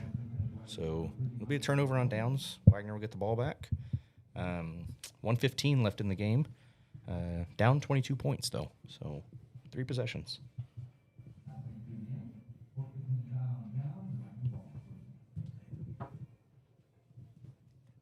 So some of the fans enjoyed seeing Brent Venables here in the pregame. Sure. So that was exciting to Yep. see. And it's homecoming, that's Yeah, fun. It's a fun night regardless. and a familiar place for Venables. Been here a handful of times over the last 20 years Yeah. or so. Sure it is. And we've had a few guys that were recruited by OU, whether they ended up going there or not. Yep. We had a few that did. One currently there. One currently there. Yeah, freshman. Mr. Alex Shield Knight. Keyshawn's going to scramble. Stiffs arm. Oh, nice stiff arm there. And then drug out of Ooh. bounds. Yeah, it's chippy. Yeah, it is. Don't want that. And there's another flag. Did he just call that on Wagner? Yes, he did. This coaching staff is about to lose their cool. It is the same line judge that called the 2 infractions. Wow.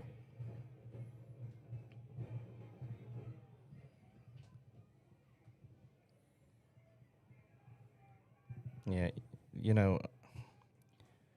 obviously you want your players to keep their cool, but no 4 Gibson players were involved. They were containing it on their own sideline.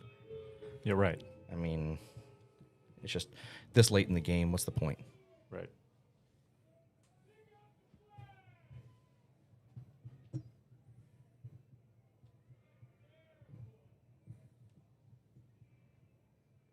Fans are going to talk about it. Fans were talking about it. Yeah, they definitely are. Oh, so on both teams.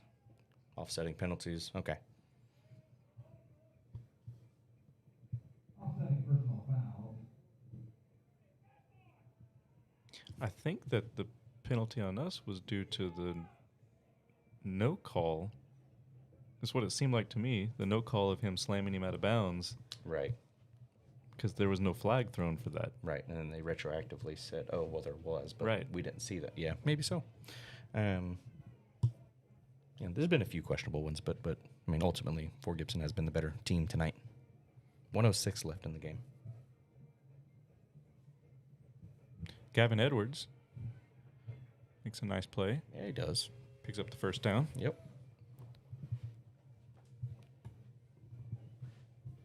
Photograph number 15, Gavin Edwards. Yeah, so Wagner's still working on their offense, giving the young blood some meaningful minutes and attempts. Yeah. I mean, he's performing well. That'll be a team tackle there. Weren't able to actually bring him down.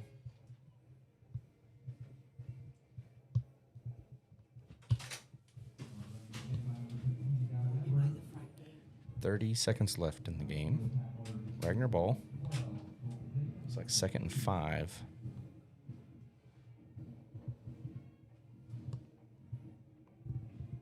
I hand it off again to Gavin Edwards.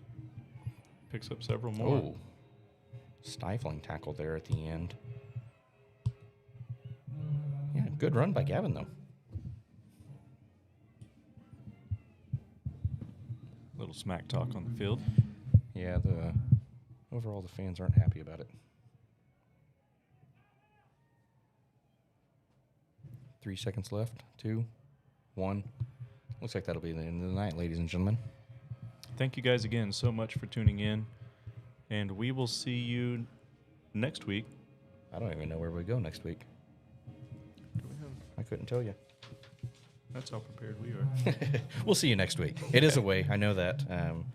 But yeah, you guys have a great night. Final score was Fort Gibson 47, Wagner 25. Thank you guys so much.